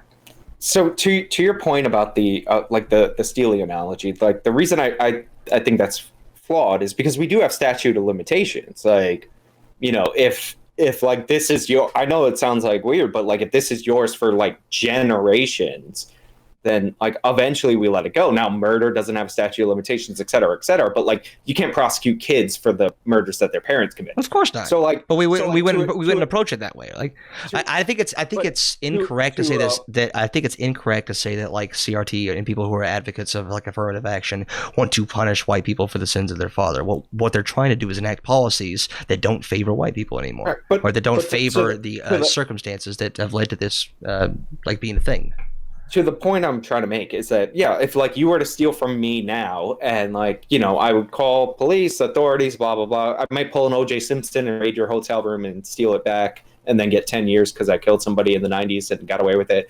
But like something, right? Like you call some authority. But like if a certain amount of time passed by, like whatever the statute of limitations in the jurisdiction, like we would let that go. Like we would, like, because you can't, there's a point beyond where you could remedy this, and the reason we do that is to protect the accused, which would be like you in that scenario, because like if you could just bring up a prosecution at any point in time, at any point in the future. Well, of course, the analogy wasn't to say that we should punish like future generations. The analogy was to say that like you can't say that justice has been achieved. If the statute of limitations does pass, you can never say that justice has been achieved, and the harm is still there. The material effects might still be there, and the way we prosecute individuals ought to be different than how we correct societal inequities. So right? I'm not saying that justice would have been achieved by like letting it go eventually, but what I'm saying is that there's a certain point where you can't rectify what was done. And like we are talking about the sins of past generations and like what we should do now to current generations. What if we use remedy problems? What if we use more neutral language to like, instead of saying the sins of past generations, we talk about historical circumstances that has led to this point in time that can be explanatory for why certain groups of people are concentrated in certain areas, why there are income inequalities, why there are gaps in education, why there are gaps in like job opportunity. We can use history and circumstance and even personal narratives and alongside the data to help better explain these inequities, so we can address policies more targetedly towards those populations to achieve better outcomes. I think that's a perfectly reasonable position, don't you? I mean, sure. I mean, you can make that case, and like I think one of the disputes, and we're not going to like resolve it, especially in like the 5 or so minutes that we have. Bullshit. Is like how much. Think more highly of yourself. We can do this. Come on. Is that how much of the gap, how much of the gaps in our societies, how much of the disparate outcomes can be attributed to past like racism versus individual choices? Because like I'm a big fan. One of the reasons why I do want more emphasis on history, specifically Black history in the United States of America, is because Black people did work to overcome discrimination in a bunch of circumstances that nobody talks about. So like in the in the 40s to the 60s, and it might be the 30s to the 50s. So like, please, nerds on the internet, correct me. Like, Black people under Jim Crow lifted themselves out of poverty at an extraordinary rate. They went from 89% of their population in poverty to 49%. it's amazing. And this is while there was all this active discrimination happening. And that's not the first time that's happened with Black Americans in the United States of America. They became literate in like a generation post-slavery. That's like almost never happened in recorded history. Yeah. And like post-slavery, like to be clear though, the Reconstruction era was better for Black people than post-Reconstruction. So like it's not like that was in the absolute worst times, because So do you think that was much better. Do you think that there's a good dichotomy between like individual choices and racism? Do you think that those are cleanly separable? I think that people can make individual choices, and we've seen through other groups in other situations around the world that can actually overcome racism. Well, like the Chinese. Again, we don't make policy decisions because some people can overcome their circumstances. I think we should remove barriers as best as we can, right? But like the Chinese and Malaysia, but not just remove barriers. If there's harm being caused, removing a barrier is great. It's better than nothing. But what about like moving people back up to what would be considered neutral ground? Like I don't know how you do that without creating more violations of people's rights. And like the examples I'm trying to give are like the Chinese and Malaysia. Like you can look to their laws. I don't know if it's still in the books today, but it was in like the 80s, 90s. They have active discrimination, quotas, all these things against Chinese people. And Chinese people still represent like a ridiculously huge share of the wealthy and like the higher in society in terms of outcomes. They do better. Yeah, well, this is the benefit of intersectionality. Like, it's showing that a group did well. That's great. Let's look at why they did well. Let's look at what their circumstances are. And let's not assume because this different group did well, that means that this other different group could do well if only they tried harder and made better choices. But the point I'm trying to make is that there can be explicit discrimination in the laws that is intended to cause harm, right? Chinese and Malaysia, excellent example. And like it could not have that output. And I would be more concerned about the explicit discrimination and getting rid of that. Because to me, when people like when I hear when I examine the history of like Black people overcoming, in parts, obviously there was a lot of restrictions against them that they did not overcome, but overcoming in parts discrimination, I want to remove the barrier so that I can see like what they can do. Like, because I guess I don't want to, you know, I'm actually going to save the sports analogy because society isn't the meritocracy that like sports. I guess my response to that would be like, you shouldn't worry about CRT being taught in schools. Like, yeah, it might be a little bit harder for a couple of kids to do better, but remember, you could just make better choices, choose not to believe in it, and like, you know, and eventually it won't matter. The statute of limitations will pass. That was a little bit jokey, but also like, I actually do think that you should. I actually do think it is empowering to teach students that they're. So I know you're joking, but I do think it is empowering to teach students that they're in control of their own destiny and that there are choices, and you can show them the numbers that they can make to improve their outcome and set up their future generations for success. Yeah, and one of those things that you can do with that individual choice is to address systemic inequalities. You can choose to address not just yourself, but try to make life better for other people by advocating for policy positions and proposals that are going to make life better for everybody. That's one of the choices you could make. I mean, like that's when we would get into the argument about policy, but that's like we're at 2 hours. It has gone by really fast. Yeah, I hope you know that I probably came off as a shithead because I always do, but I've really enjoyed this conversation. I've enjoyed the debate. I've had fun.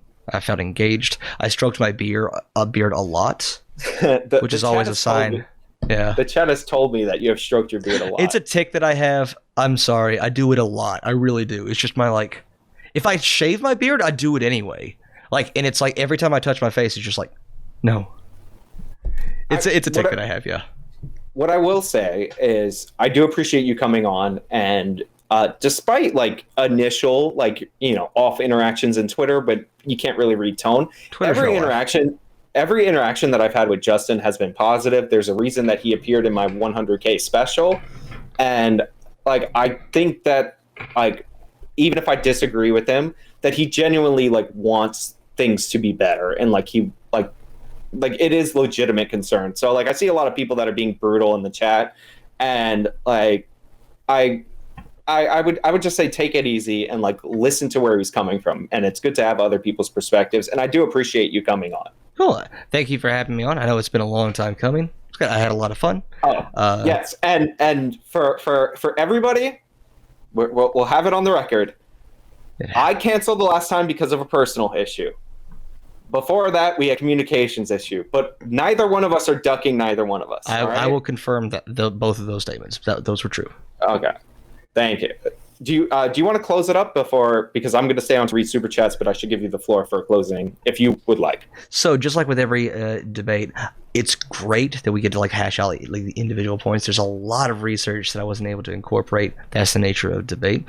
What I will try to do is that since I've done all this research, I want to try to put it in video format, not addressing you, not being like a debate review, but I want to try to put these things in the best possible light. And I hope, even if you are being brutal to me, I hope it's clear that I've read a lot on this, I've thought about a lot on this, and maybe I just came to a different conclusion than all of you. So I'll put out a video like outlining the research that I've done, the studies that I've collected, in hopefully a more like a way where Sean just can't like interrupt me and like take me out of my zone, you know.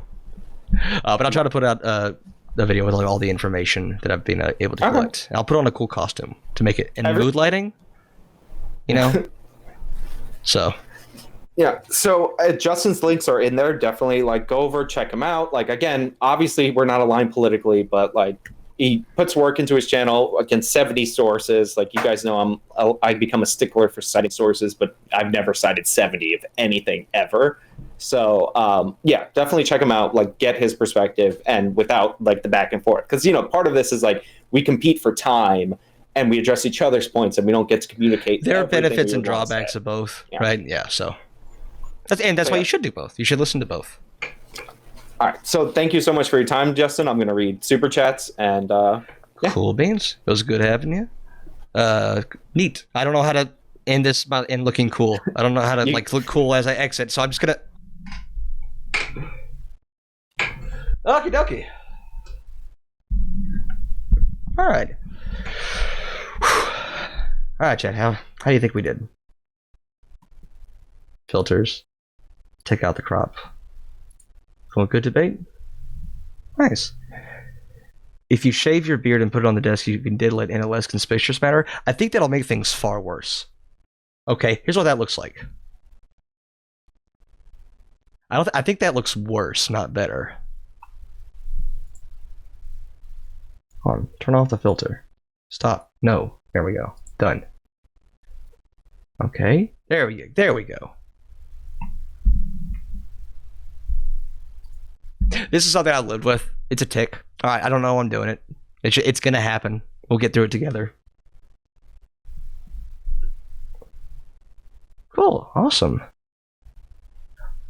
Well, I'm very terrible at like continuing to stream after a debate is done. I kind of want to go sleep for 10 hours. So, oh fuck, like.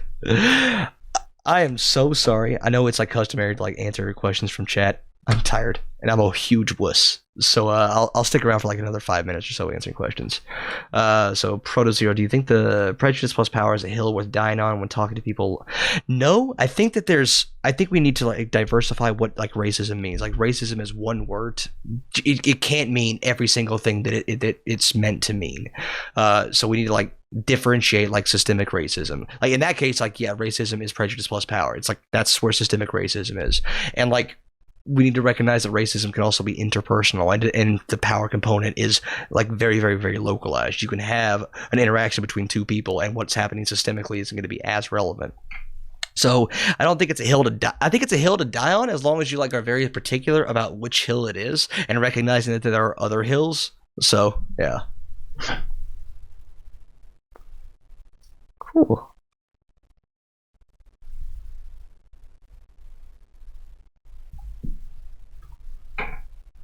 Any last questions? Yeah, so I got a lot of new followers. I know some of you are from actual Justice Warriors chat. I hope that I at least looked cute while you hated me. You can follow me at SJW Debates on Twitter. Link should be somewhere in that stream. I'm also a boomer tier streamer, so What is ADW politically conservative? That's all I know. Yeah, I think having more nuanced conversations. I think that was a good thing. We introduced a lot of nuance. I feel like I was upfront as best as I could be about what I like believe, and while also like my main goal was to try to introduce nuance without coming across as Weasley. That was my genuine intention. I hope that it came across that way, but you know, intent only goes so far. Like how y'all took it is just as valid a description of events as anything else. Anyone can do a racism, yeah. It's just how do we interpret like acts? Like what scale are we looking at? So cool. Alright, I'm going to peace out. Thank y'all for showing up. This is very different than the streams I normally do. Or at least as of late. So we have been reading like a gay furry visual novel, and it was the best thing I've ever done in my entire life. So I apologize if you came here for that. This is very different. I will be having another debate on the same topic tomorrow with Rob Knorr. If you came to this one, you got my permission. You don't have to show up to the next one. Okay, it's I'm an idiot and I schedule things poorly. So yeah, we'll be doing the same thing again tomorrow, and then I'm gonna find another gay furry novel to like unwind with for streams in the future. So came for the furries, stay for the debate. Alright, y'all. I want to peace out. Again, follow me on Twitter. Check out my YouTubes. All that fun stuff. This will be going up on YouTube with very minor editing to make sure the audio sounds good and to take away like the beginning where no one's talking in the middle where we took a break. So should be coming up on YouTube in the next day or so. All right. See y'all.